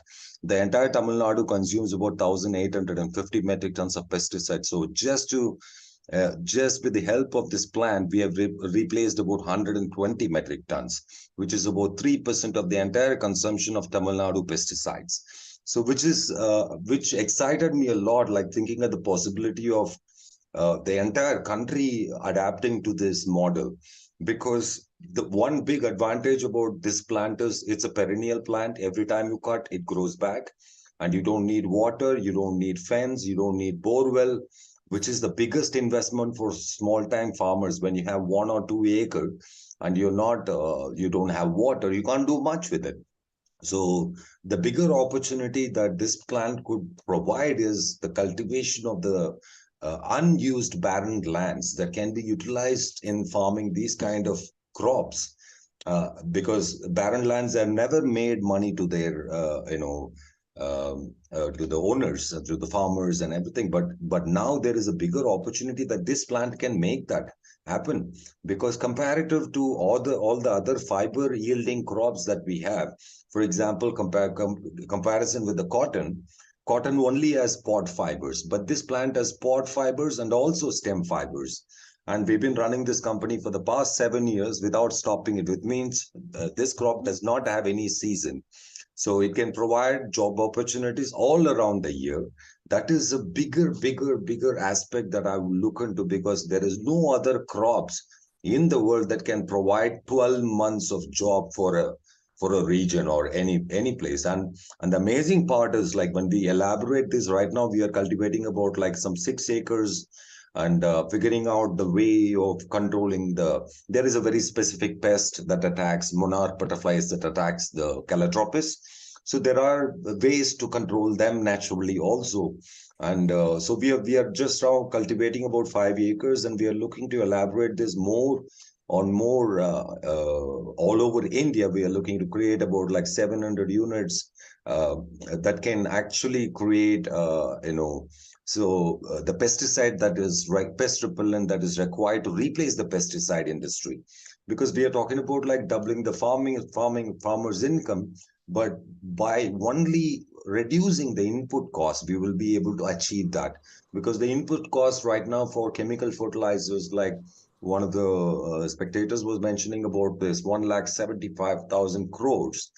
We don't have to get that. Looking at the possibility of what all natural and herbal plants that we have in our country, we are much gifted than most of the Western society, where they don't have these kind of natural systems in their country. They basically dependent on fertilizer and pesticide companies to grow any crops. So when it comes to India, that is one big change that we are looking at, and right now we have a lot of brands who are willing to participate in this, because we are the first textile company actually making money out of selling the effluent. So far, the textile industry in India has always been a very polluting industry, and we have managed to replace that, the effluent. This is the first time a textile company is selling effluent. So this is a bigger opportunity to change even our textile industry, to look at their way they process their fabrics, and how can they move to a natural way of processing their fabrics, how to do natural dyes. The amazing part about our Arca, the pest repellent that we are making, is it's a combination of many stuff, but the base of the product is mainly Calotropis. 90% of the product is Calotropis. And because we do natural dyes, we collect tannins from the dyeing effluent also. Tannins are a very big source for repelling the insects, because it's naturally produced by the plants, and it's stored in the bark and the nuts and the fruits of the plant generally, which is very efficient in repelling. The tannins are bitter in nature, and it repels the insect very efficiently. So because we are doing the natural dyes and also the Calotropis processing and mixing the other herbs along with it, we made sure the product was really high concentrated, and per acre of rice would require just 1 liter, which is 60 rupees, which is cheaper than Coke. Manufactured Coke or Pepsi that you buy from the market, which is like a big opportunity. And then we have noticed in the last 7 years, once the farmers buy our product and they see the results, they never go back to chemicals. It's like the dependency of the chemical pesticides and fertilizers are very huge. Because if he does not bring the yield back home, this family is going to suffer financially. So none of the farmers are ready to take the risk at the beginning, but when they see the first yield is improving from 25 bags to 33 bags, and in the second year it improved from 33 bags to 41.5 bags of rice, the farmer was astonished, and he said, "Sir, even if you tell me to go for chemical farming, I will never do that anymore." So this is what we are looking to do in this company down the lane. If we can do 120 metric tons in the last 7 years with such a small team, I'm very sure 20 years down the lane, we can make sure all these pesticide companies are running out of this country without profit. So this is what we are looking at. Dismantle the pesticide industry by giving a tough opponent to them. that can replace most of the pesticides. Some crops like cardamom, we managed to replace about 95% of their issues with Arca extract. And the rest of the 5% is handled with the biopesticides, all this other pest management. So we have, in the Idukki district alone, we have about some 300 farmers right now who are using our product in cardamom plantations, and they managed to reduce their costs 5 times. For example, they would spend about 1.5 lakhs per acre every year on pesticides and fertilizers alone. With our advice and guidance, they've managed to bring it down to 26,000 rupees per acre, which is a big change, which means he could spend 1.25 lakhs on his family. So we feel there is a bigger change coming with Calotropis, and I feel this is the Mr. Gauri Shankar, can you finish? Yeah. So I think there is a bigger opportunity for the whole country to become organic faster and more efficiently with this plant. And I'm sure, every one of you who have seen this plant all around, nobody can miss this plant. This is a very well-known weed in the country. So thank you so much for the opportunity, sir. Nice meeting you again in here. Thank you very much. The credit goes to Mr. P. N. Subramanian and his team. They only gave the reference of Mr. Gauri Shankar. Mr. P. N. Subramanian, are you there in the program? Okay. And it's very nice, and thank you very much. And there are a lot of things which are available, and it is available in the brochures, which we'll put it in the group. And it's from chemical farming to natural farming, and vegan wool and natural dyes. It's very important. It is from the milky weeds, which is available in plenty. And I will request Mr. Gauri Shankar, and we'll have a separate meeting with Dr. C. Ashok Marji and Mr. Shiv Kupusamy and Mr. Moisen, and also Dr. Kavita Ganeshan, to work out how Calotropis based cottage industry to come up in Cuddalore. It is very important. And please stay with us. Now let me request Dr. V. Shanmugam, Associate Professor, Department of Electrical and Electronic Engineering, St. Anne's College of Engineering Technology, and they would like to join in a very big manner in the district, Cuddalore district digital agriculture value chain. Over to you, sir. Yes, sir. So good afternoon to all. Sir, good afternoon, Professor. Sir, I am Shanmugam, St. Anne's Engineering College at Pandruti. First of all, sir, in our college is a department. You are going to present it, or Yes, sir. You present. Share the slide, sir. Yeah, Mr. Gaurav, can you share the slide? Yes, it is, sir. I have it, sir. Okay. So in our college, we have the 4-5 departments in the computer. Just one. Let him show. Let him show. Just wait. Yes, welcome.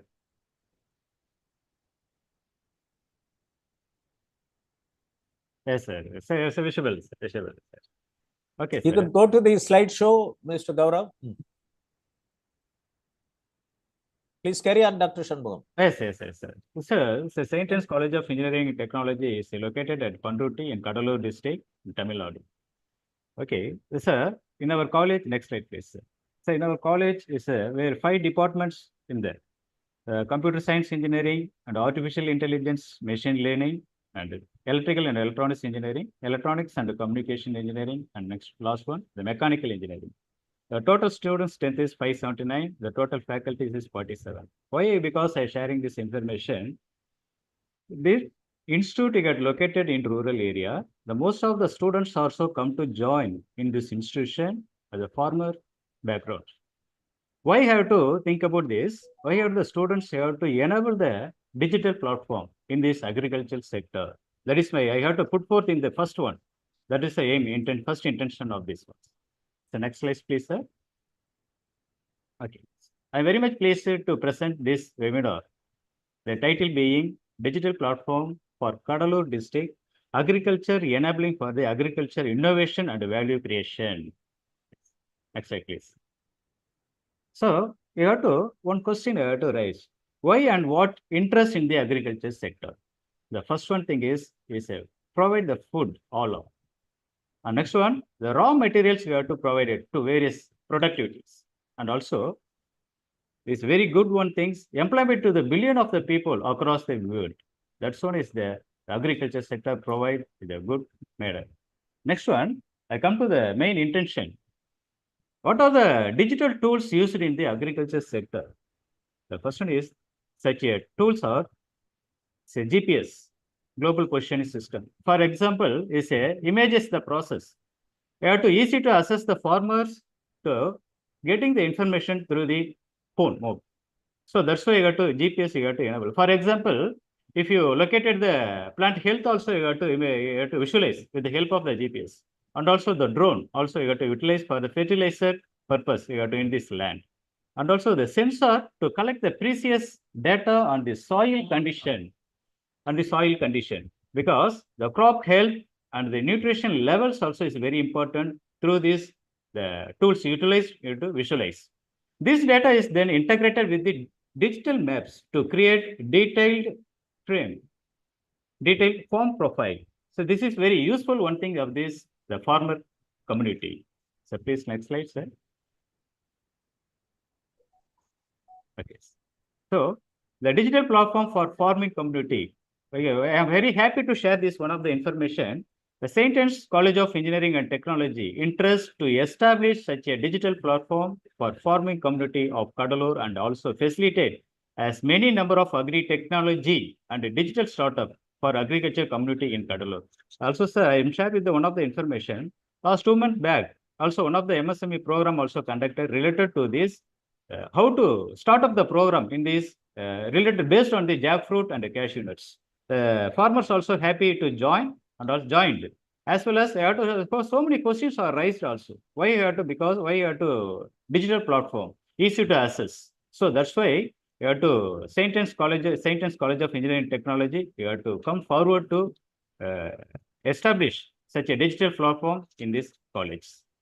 Next one, the digital platform for farming community. What the first intention is it helps to agri-business connect with farmers to enable them to enhance their yields and income in the sustainable manner. Most of the, for example, for they cannot have to predict when they say something is not very easy to predict, but the digital based technology is easy to predict and also you have to yield the more income with and also the sustainable manner. So that's why you have to put forth in this the digital platform you have to in this area established in the Cuddalore district at the St. Anne's College of Engineering and Technology. The next slide, please, sir. Okay, next one. What are the digital technology in the agriculture strategy recommendation? The digitalized agriculture, digital technology and innovation in agriculture, Digital India, Make in India, Skill India, and Startup India program for transformational reform in agriculture sector. There are 3 things in this case. The smart irrigated agri system. Next one, the smart rain-fed agri system. Next one is the smart tribal agri system. The next digitalized agronomist advisor and agriculture risk management solution is to give the solution to the farmers through the digitalized based. And the next one, agriculture resource information system and a micro level planning for achieving smart village and smart farming. This also the farmers got to expected based on the digital formation.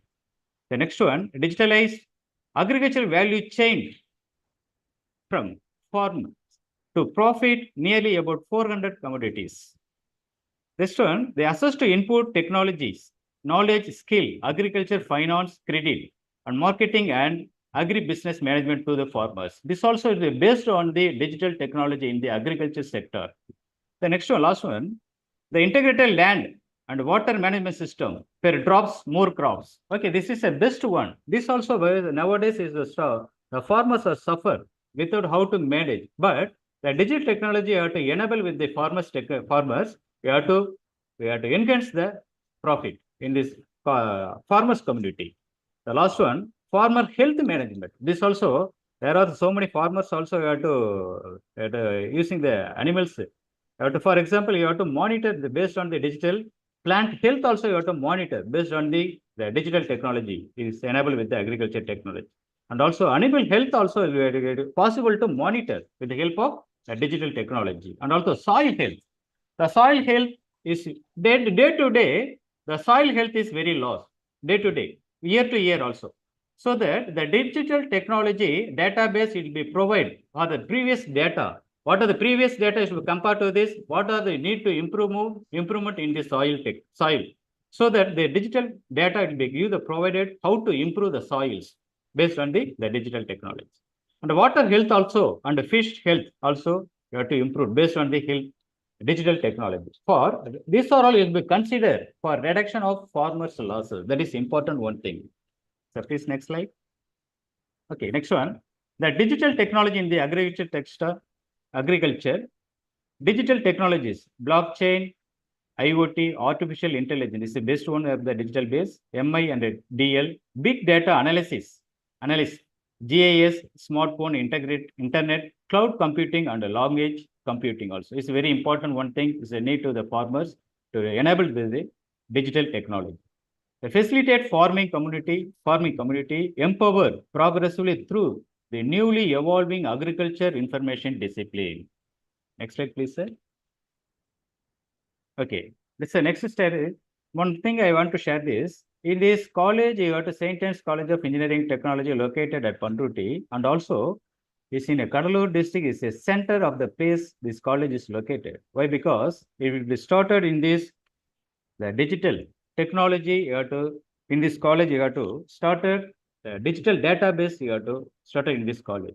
What are the strategy methodology for implementation? Jackfruit. One thing is a major farmers productivity in this the Panruti and the nearby Cuddalore district also. Jackfruit value chain action point are the 6 points are taken into the account.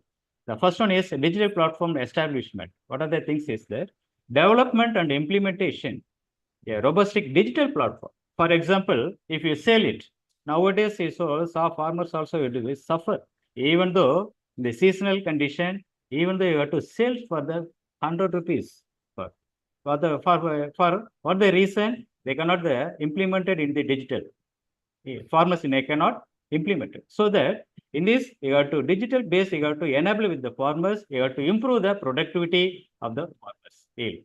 The development implement robust digital platform for the sales. And the next one, awareness campaigning. Design and execute comprehensive awareness the campaigning. This is a second one of the action point. The third one is training program. Already you have to, in our college, you have to conduct one of the training program also. You have to conduct that. Organizing training program of farmers focusing on the use of digital tools. For example, for cashew nut, how to segregate the processing, different level of the processing using the digital technology, different level. You have to the human process, you have to reduce the utilized in this based on the digital base. The next one, technical assistance and quality control. Provide the farmers with the technical assistance on the post-harvest process and the implementation quality control measure. The quality control measure nowadays also still now the people have to using the human. You have to separate the value of the cashew nut. But you have to utilize the digital manner. You have to separate, easy to separate, and the value also will be increases of the based on this the cashew nuts. And also next one, research and innovation. Exploring the new technology, sustainable practice and market opportunity. This is research and innovation aim in the revolution. That is a jackfruit cultivation, processing, new opportunity, new products, and marketing. The last one, patents and processing center to empower jackfruit farmers, enabling competitive in this international market, diversity, market opportunity, and unlocking export potential. That is nowadays also various the states also will be taken from this jackfruit from the Panruti is a special one of the fruits. But one thing I have to share this, I have to share one slide from this. My answer, Professor? Yeah. Yes. Okay, please. You are correcting? Yes.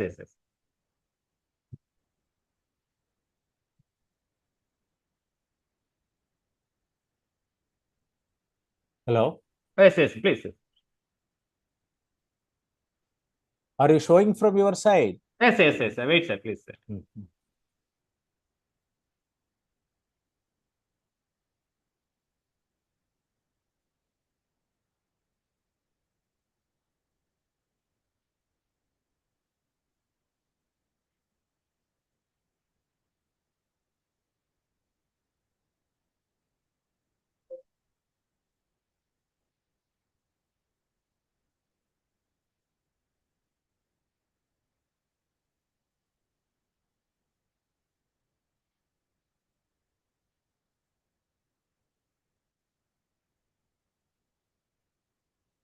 Okay, is it visible, sir? Yeah, is this you have already shown? Allow this we have gone through that. Allow. Okay. Okay. Okay, then this is a repetition. You can come out. Okay. Okay.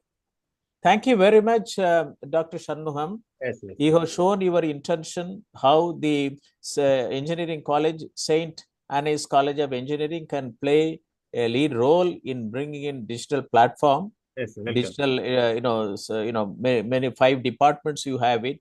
Yes, sir. How the students from your institute, they are all coming from rural areas, how they can work on agriculture as a use case. Yes. You have an AI, artificial intelligence and machine learning, and you also had many other experts talked about how to bring in biogas plants and so on and so forth from agriculture waste.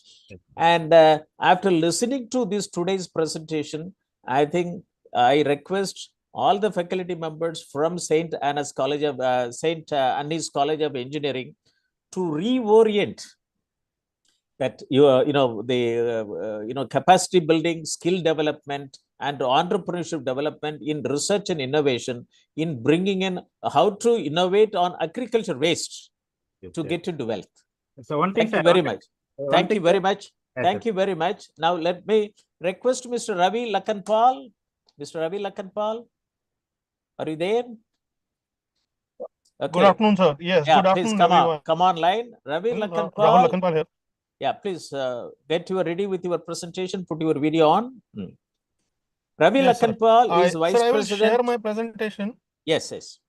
Ravi Lakhanpal, Vice President, Tasha Tech Info Solutions Private Limited from Ahmedabad. And they are, in preparing, developing the, digital agriculture based on systems of system framework, because digital technology gets changed. So at least whatever the system which we develop, it has to withstand the technology onslaught for the next 20-25 years. Over to you, Mr. Ravi Lakhanpal, in another 10 minutes. Ravi Yes, sir. Thank you so much for Yes, sir. Thank you so much for bringing me on this platform. So just recently we had done a webinar under Professor Moni's kind guidance on Saturday on unleashing the potential of digital agriculture through a system of systems framework. I will quickly touch upon some of the aspects that we are building and something which we already have, and touch upon some of the parts where we've already spoken. Learned panel members have already spoken on so much data that we are generating out of the different initiatives that have been taken so far. So I'll skip through the system part, but what essentially we are trying to do is for every value chain, there are certain common blocks in which we employ some sensors. There are actors in terms of farmer, we have animals, we have the land. So you can scan, you can show that, let I it will grow. move, sir. Yeah. Okay. So we spoke about a lot of things about soil health. There was just a recent presentation on livestock management also, crop quality, precision agriculture. So everybody is bringing in these digital aspects into a system, and each of these do very specific work as well for the digital agriculture, and that can generate value for the farmer. Now, what we are trying to build is something which is in the middle, which brings all this together as a stack and makes it available not just to the pilot farms, but also to everybody across the country and later on across the world, using the same framework, which is value chain oriented for every commodity. So for example, we just spoke about the cassava value chain. We've spoken about coffee value chain earlier. Once we bring those value chains and the building blocks into this platform, we can replicate it for other farmers as well, learning from whatever we learn from the Cuddalore pilot project.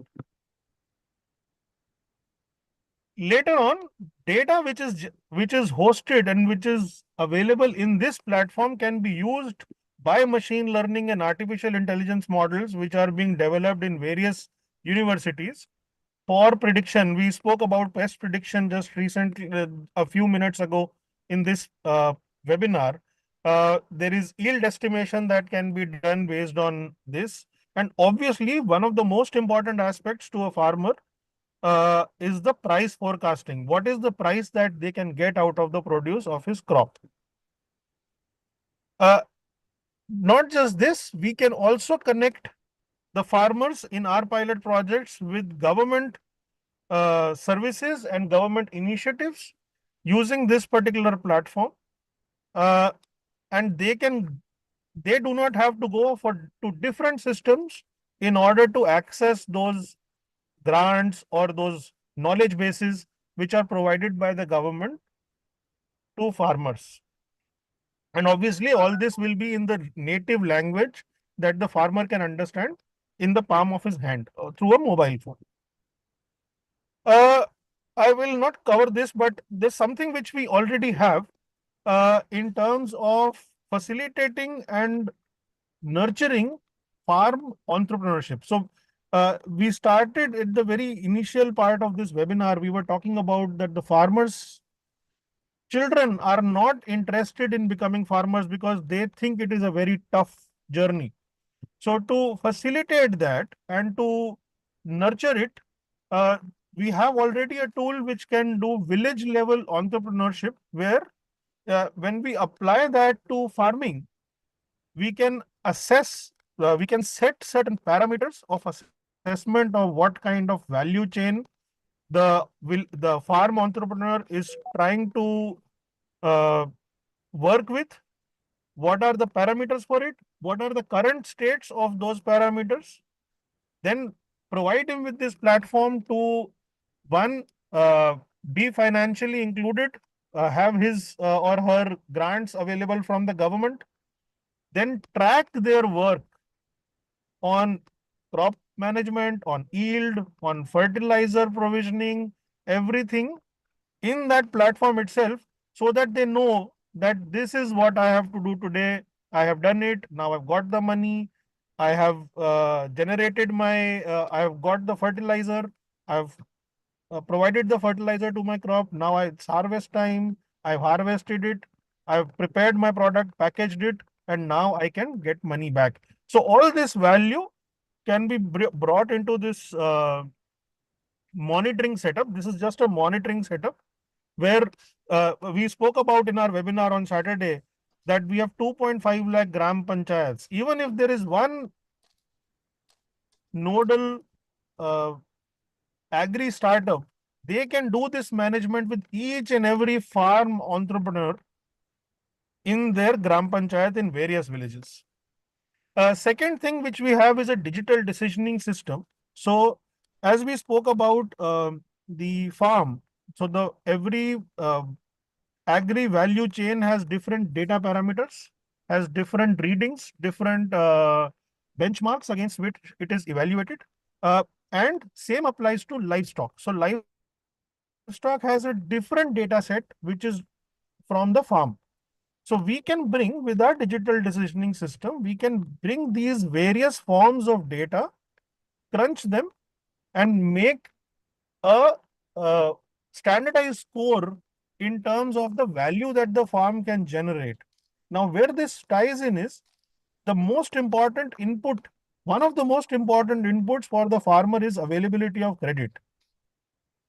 And we were just talking about in this webinar a scenario where HNIs can invest in livestock which can be rented by the farmer for a brief period of time, rather than investing in an animal of their own.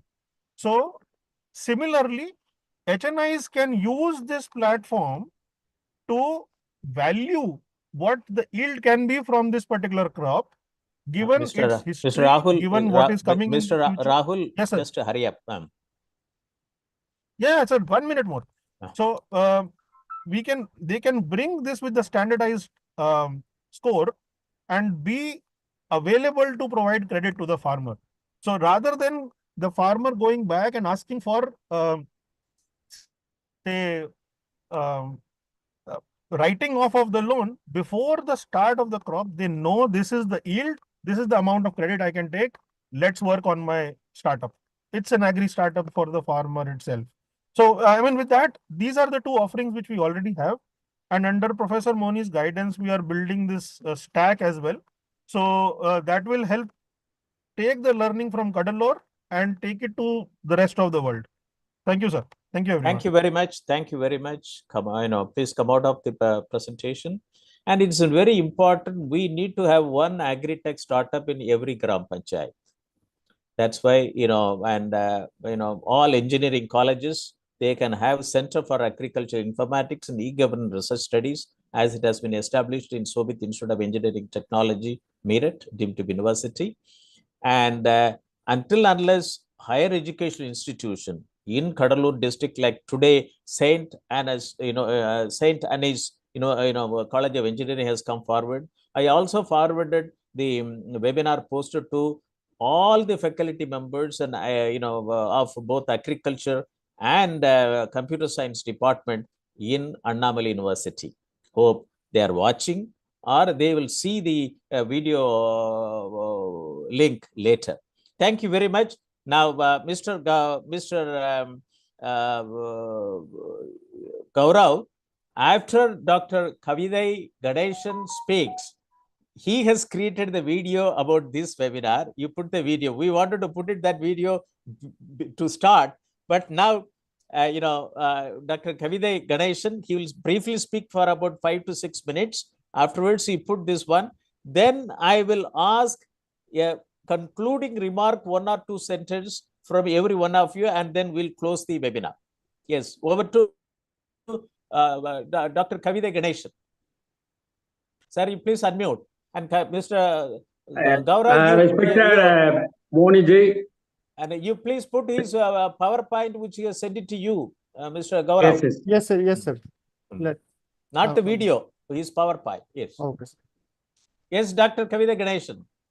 Tamil respected Moniji.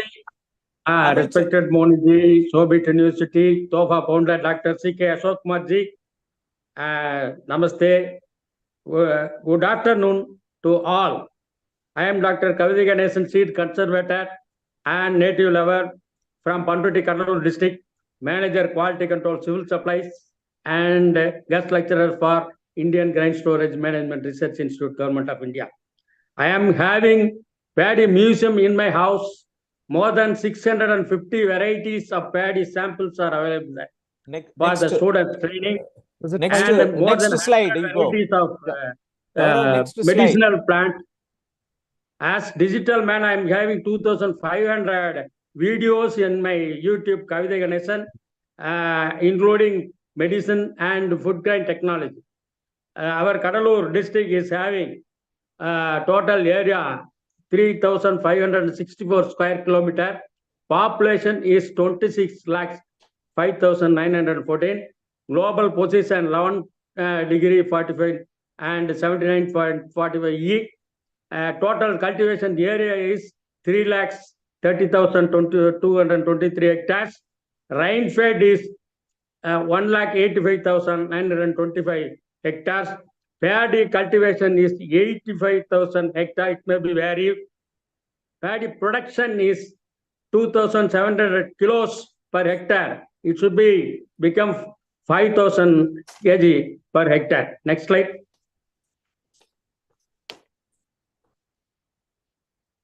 And the total rainfall is 1,206 millimeter. Rain favorable season is northeast monsoon. Number of agriculture blocks is 13 to 14. Temperature is 20 to 41 degrees centigrade. Water sources Veeranam Lake, Perumal Lake, Wellington Reservoir, Virudhachalam Dam, Setyathop Dam, and 5 rivers. Next. Agriculture Department offices.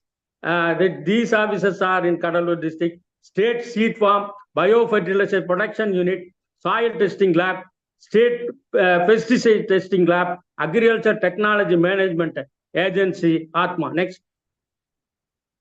The hybrid varieties now in Cuddalore, they are cultivating, farmers are cultivating CR 1009, Ponni, ADT 37, ADT 54, TKM9, PPT, and CAR. Traditional varieties now in Cuddalore district is Karupu Gavani, Mapili Samba, Kichili Samba, Rattasali, Mysore Sali, Pungar, Kulaka, and some other varieties. We insist organic farming to the farmers to produce traditional paddy. They are producing. It took long time, more than 6 months. Price is very low compared to this hybrid paddy. 3 months hybrid paddy is cost 50 rupees per kg rice, but this 6 months rice, it should be more than 100 rupees. The people, they don't want to give more money for the traditional rice. Unable to sell immediately. If they produce paddy, organic paddy, 6 months paddy, that they are unable to sell immediately to public. That is some problem is there. Next, storage problem, that in villages they are unable to store up to the price they are expecting. That is the problem. Mediator intervention, that many mediators intervene the organic farmers. They reduce the price so that we have to combine all the farmers to form FPOs, startups, and entrepreneurs through which they have to sell. Losses, they are meeting many losses. If we not help them, they will change their mind to produce hybrid varieties. Next slide. What to do? Farming association. We have to form FPOs, make them to collect all the produce, storage and higher and rate fixing. We have to make storage facility, higher rate fixing, bank finance to them, teach them to make value added products. That is important. In Tanjore, Neptum, old IACPT is now running. We have to give training to add value added, to produce value added rice, some flakes, brokens, flour, so that they can modify their business. Good packing. They have to pack good packing so that they can send it to other nations, other countries. Branding. That the branding is very must and the certification is very must. We have to help them to get certification. Make them exporters so that they can export all the producers directly from farmers to other countries so that they can get benefit. Selling through Amazon, Flipkart, using courier services, it is very useful. Developing farmers' economy, it will develop farmers' economy, minimizing losses. Make them to live happy and for nation and become global citizen. And we have to develop digitalization on pest control, water management, rainfall, transport, and exports. These apps are available now. They can use even in smartphones. They can control pests. They can get water, and they can know the rainfall and the transport to exporting, where we have to export, they can know. So this much I want to tell you the 5 minutes. Thank you very much. Thank you very short. much, Dr. Kavidai Ganeshan. You have, in a nutshell, you said it that what is needed in Cuddalore district. And since you are going to be the part of this program, and you are also one of the very good, you create a lot of videos, you are a good communicator, and you are a writer, and you also having a lot of varieties, you are storing it. Thank you very much. Can you put the video? Yes. Run it. Is it running? Gaurav? Sound is not coming. Okay. The music is not playing.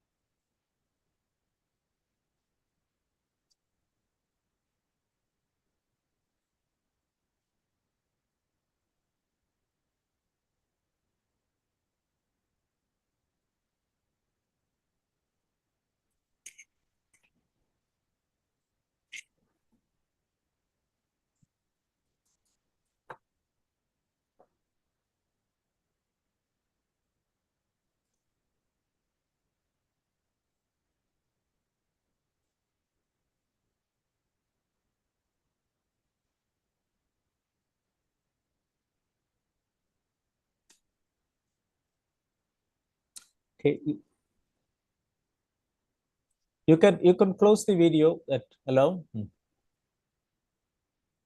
Thank you very much, and Dr. Kavita Ganeshan, and we thank you very much for that. We started at 10:45, and we were able to have this program up to now. It is 2:45 p.m.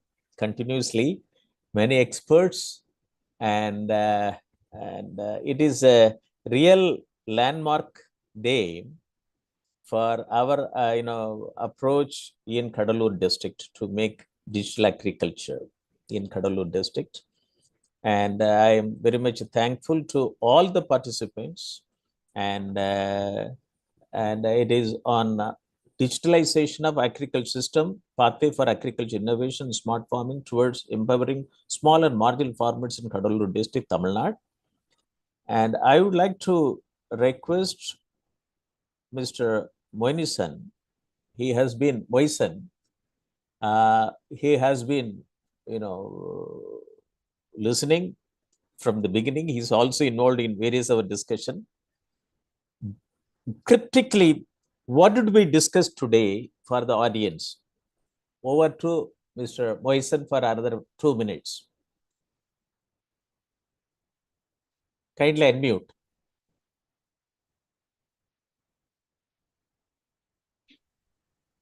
Good afternoon to everybody.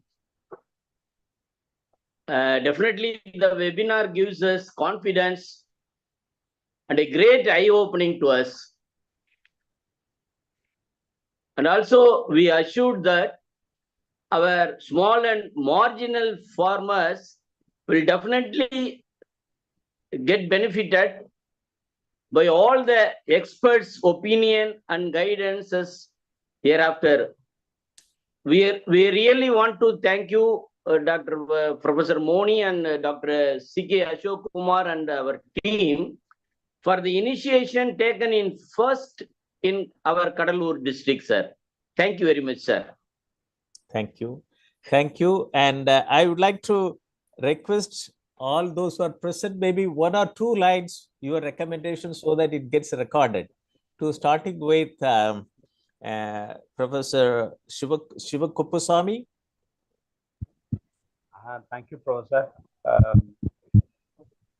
Really, as yourself and Moisen told, it's an eye-opening day for Cuddalore district. For the first time, it is happening in the nation, and that too in Tamil Nadu state, and that too at Cuddalore district.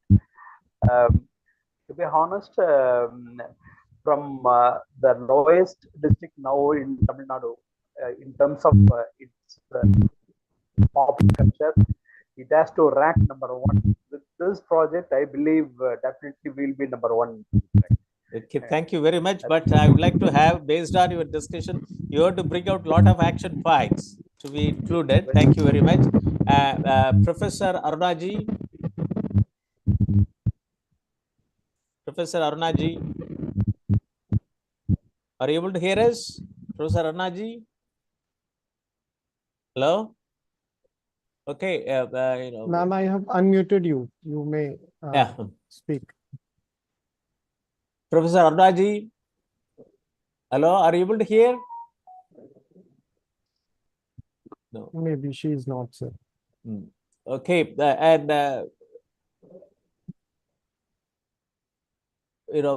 Dr. Nitin Gupta, maybe you please unmute.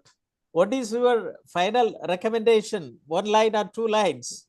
Yes, sir. Yes, sir. First of all, I must thank Professor Dr. Moni for creating such a nice platform for people, like-minded people who can come together. And secondly, the speakers, today's speakers, I must thank all for their insightful presentations.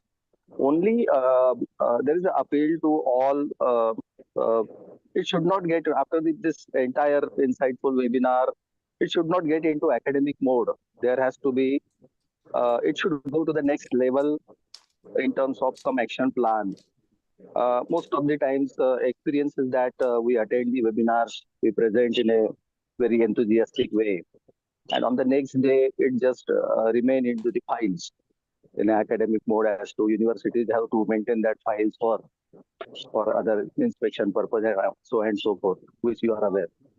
So my appeal and request is that with the same zeal and enthusiasm, we should take it forward to the next level, so that the farmers of Calotropis district must get benefited in real sense, where people like me and many people who have shown interest in establishing projects over there, where government is also in favor of all funding, permissions, licensing, and everything.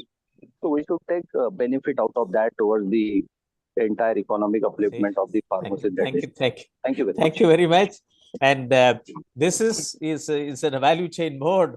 It we will see to that with the participation from Cuddalore and other shareholders and stakeholders. We'll take it to the next ground. And Madam Professor Arunaji, are you able to hear us? Yeah. Arunaji, can you tell 2 lines that what is your recommendation based on today's program? Mr. Panir Selvam? Sir, yes, sir. Sir, good afternoon. Today, your organized meeting is a very nice, very useful on information in Cuddalore district. The next level, the Cuddalore farmer producer company, other than Kurup, to form the STV, your concern thinking concept area to executely expected the next plan. Okay, thank you all. Thank you very much. Dr. Jayaprakash. Thank you very much, sir. The opportunity given us. And 2. One is we should have a program of short term and long term.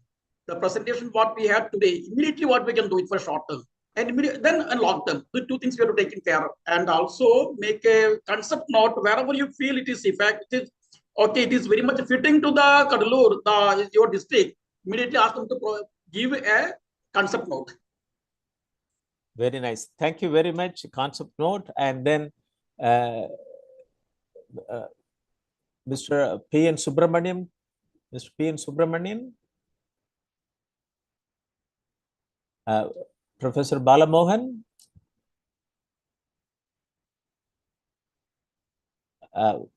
Mr. Balamohan. Yes, sir. Actually, what we need to do at this point of time is actually inviting all the stakeholders. If it is a government-supported program, in the sense, it will be there for a short spell, maybe 1 or 2 years, and it should be a stakeholders program rather than which was supported by the government. Actually, at the end of the day, actually, I've seen so many programs. If it is actually supported by government and the government will withdraw at any point of time, I'm sorry to state it. The stakeholders should be invited, and they have to form the whole thing. No, actually, the chain, the whole chain, and that is more important. The involvement of stakeholders before you conceive it.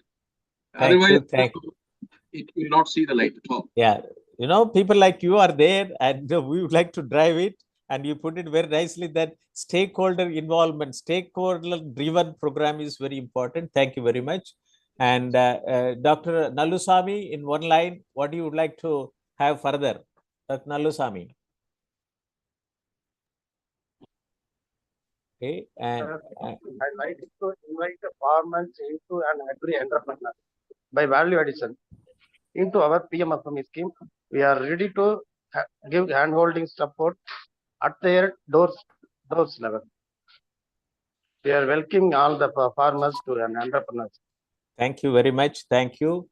And Mr. B.N. Subramanian, hello. Okay, and Dr. Shivakumar, Mr. Gauri Shankar, hello. Okay, and Mr. Haridat Verma. Okay, so it's very nice that we had a detailed 3 hours discussions. And Dr. Kavide Ganeshan. Yes. We should unite all the farmers under one umbrella, and we have to give training to them to develop their produce, banking, finance, and branding, certification, and export. They have to sell we have to train the farmers to sell the produce and export. This is my advice. Thank you very much. And I will request every one of you to now, you have already become a part of this working group, this WhatsApp group, and put your thought process. And based on you have listened to all the other speakers' address also, and your thought process, put it in the form of action points, so that we'll collate it. Mr. Moisen and Dr. Gaurav Tripathi from the university side, we will collate it and we'll bring it out in program, action plan for operationalization in short term, medium term, and long term. It's very important. We have a wealth of information. Today we got it. Thank you very much. And now I will request Mr. Dr. Gaurav Tripathi to give his vote of thanks. Thanks. So thank you, sir, for this great opportunity. First of all, I would like to thank to our Honorable Chancellor, sir, for providing us a platform and this opportunity to conducting this webinar, which is more appropriate in current scenario. I would also like to thank all of our respected panelists and the participants for taking active participation and enlighten us with their knowledge and experience. I would also like to thank a ton to Professor Moni sir for guiding us throughout. And can you put everybody that their video on? We can have a final click of this photograph. Yes. Can you put your video on? That would be more interesting, sir. Yeah. So I would also like to thanks ton to our Professor Moni sir for guiding us throughout and moderating this brainstorming program. Kindly put your video on. In such a beautiful manner. And last but not the least, to all team members of Shobhit University who are involved directly and indirectly for conducting this program. Indeed, it was a great thought-provoking session, had a lot of fun by coordinating this from the university side, and there was so much to learn. Once again, thank you all for joining this brainstorming session. That's all from my side. Thank you, sir. Thank you very much. Thank you very much. It is very important, and it is 127th edition. I thank our Honorable Chancellor, Honorable Vice Chancellor, faculty members, and all the guest speakers. In short time, they were able to join and spend with us for the benefit of Cuddalore district, digital agriculture. And this will maybe in another 4 to 5 years time, we will see to that farmers of the Cuddalore district are, digitally empowered, and they are able to have their income not only doubled, but it is manifold, and there is no agriculture waste. And we will see to that there are a lot of agri-tech startups. In Cuddalore district, it will become a model district for Tamilnadu, model district for India, and model district for all developing countries. This is what we'd like to have it. And my recommendation is that operationalization of doubling farmers' income by 2022, Dr. Ashok Dalwai committee report, where I was the group leader for 2 volumes. One is Digital Technology in Agriculture, volume 12B, and it recommends digital technology in agriculture in 7 mission mode program. Digital transformation of agriculture through smart irrigated farming, smart rainfed farming, and smart tribal farming. Cuddalore district, as it was told, in the inaugural remark by Dr. C. Ashok Marji, that it is a rainfed area. It is a coastal area. It is irrigated area, and it is different land systems, and it's very important to bring in how to facilitate farmers in the village level to grow their crops, rear their animal livestock and fisheries with the best practices adopted, network them, and then digitalized agromet advisories and comprehensive agricultural risk management solutions. Then digitalized agricultural resources information system and micro level planning.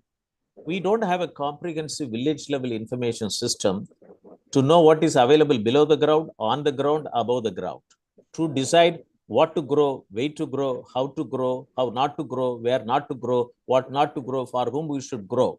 We don't have a comprehensive information system at the village level, at the farm level. This is where the role of all departments of geography in various colleges who teach geography in Cuddalore district, they have to join. And then digitalized agriculture commodity value chain, 400 agriculture commodity value chain. And then, digitalized input to access to all inputs, be it credit, knowledge, seed, fertilizer, and, logistic and so on and so forth. Farming as a service. Farmer has got 2 acres of land. He doesn't have to run from pillar to post. How to help a farm woman, like a site and his College of Engineering, Mechanical Engineering students, and electronic students, telecommunication students, computer science students, using 3D printing, they can bring out a lot of new machineries to be operated by the farm woman. This is where the engineering colleges have to play a leading role, and then digitalized integrated land and water management.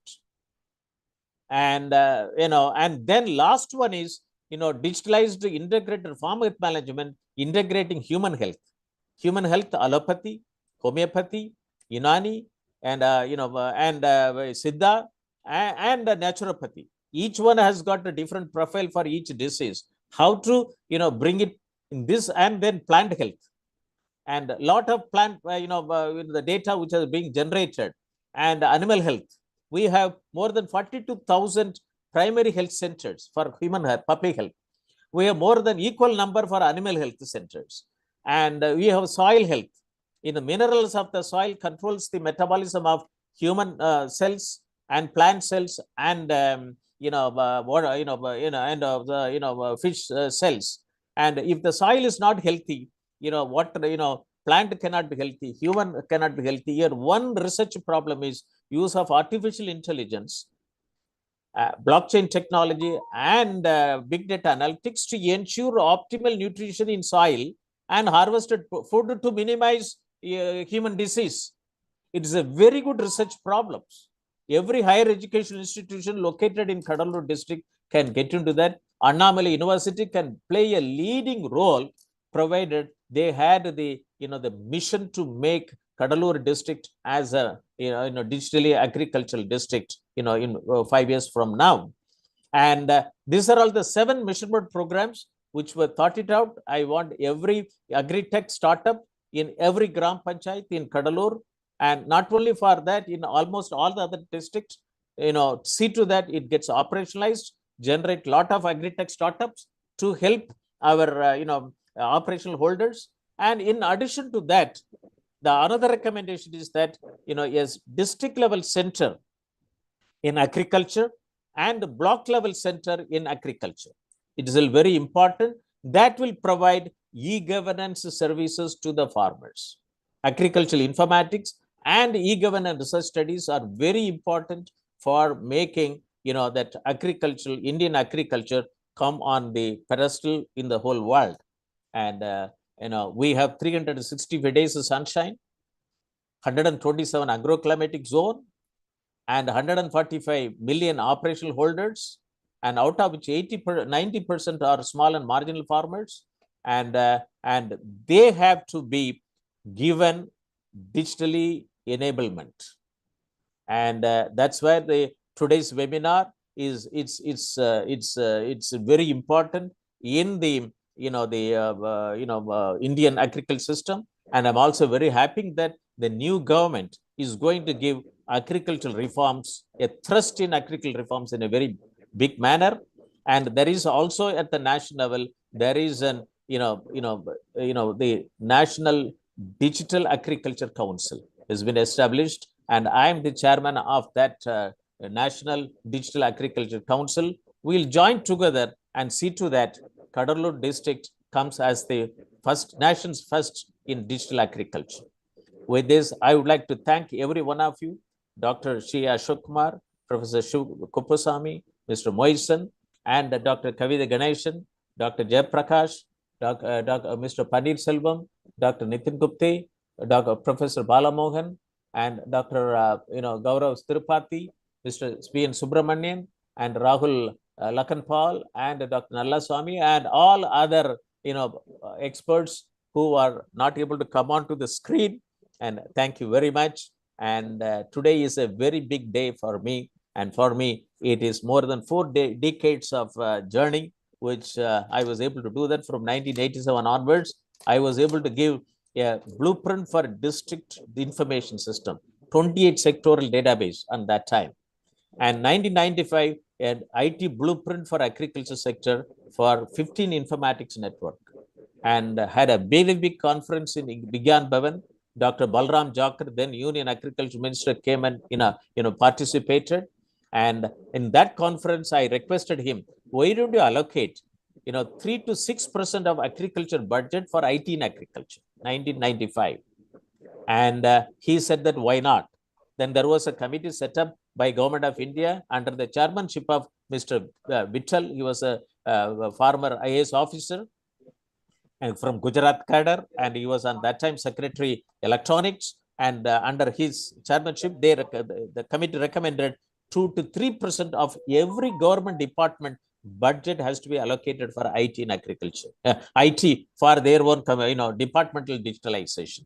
I was also instrumental in asking Government of India to allocate 3 to 6% of the agricultural budget for IT in agriculture. Still, it is relevant, and every state government should do that.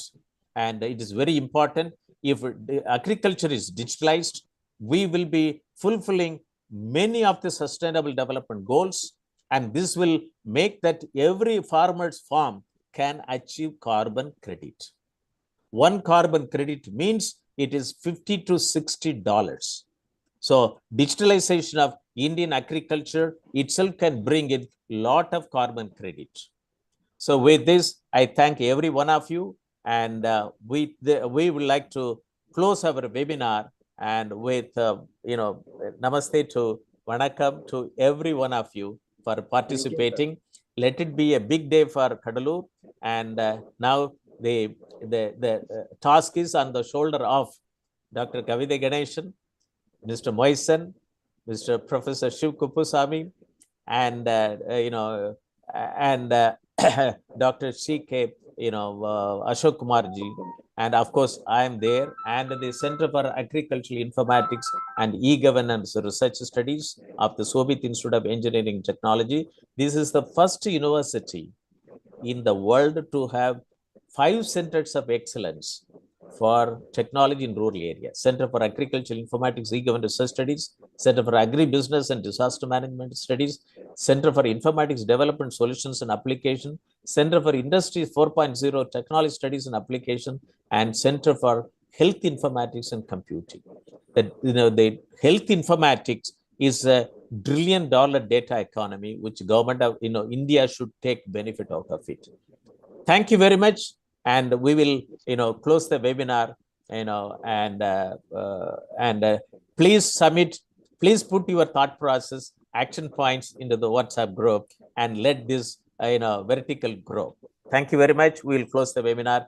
Mr. Gaurav, thank you very much for, organizing the event very successfully. Thanks to Mr. Akhilesh Singh, and he was able to, support us from the university headquarters, and all the participants who participated. And it is a big day for digital technology in agriculture. Thank you very much. Thank you. Thank you all for Thank you, joining. Professor. Thank you, sir, for having me. Thank you, Professor. Thank you. Thank you. Thank you, sir. Thank you. Thank you. Sir, thank you, sir. We'll leave.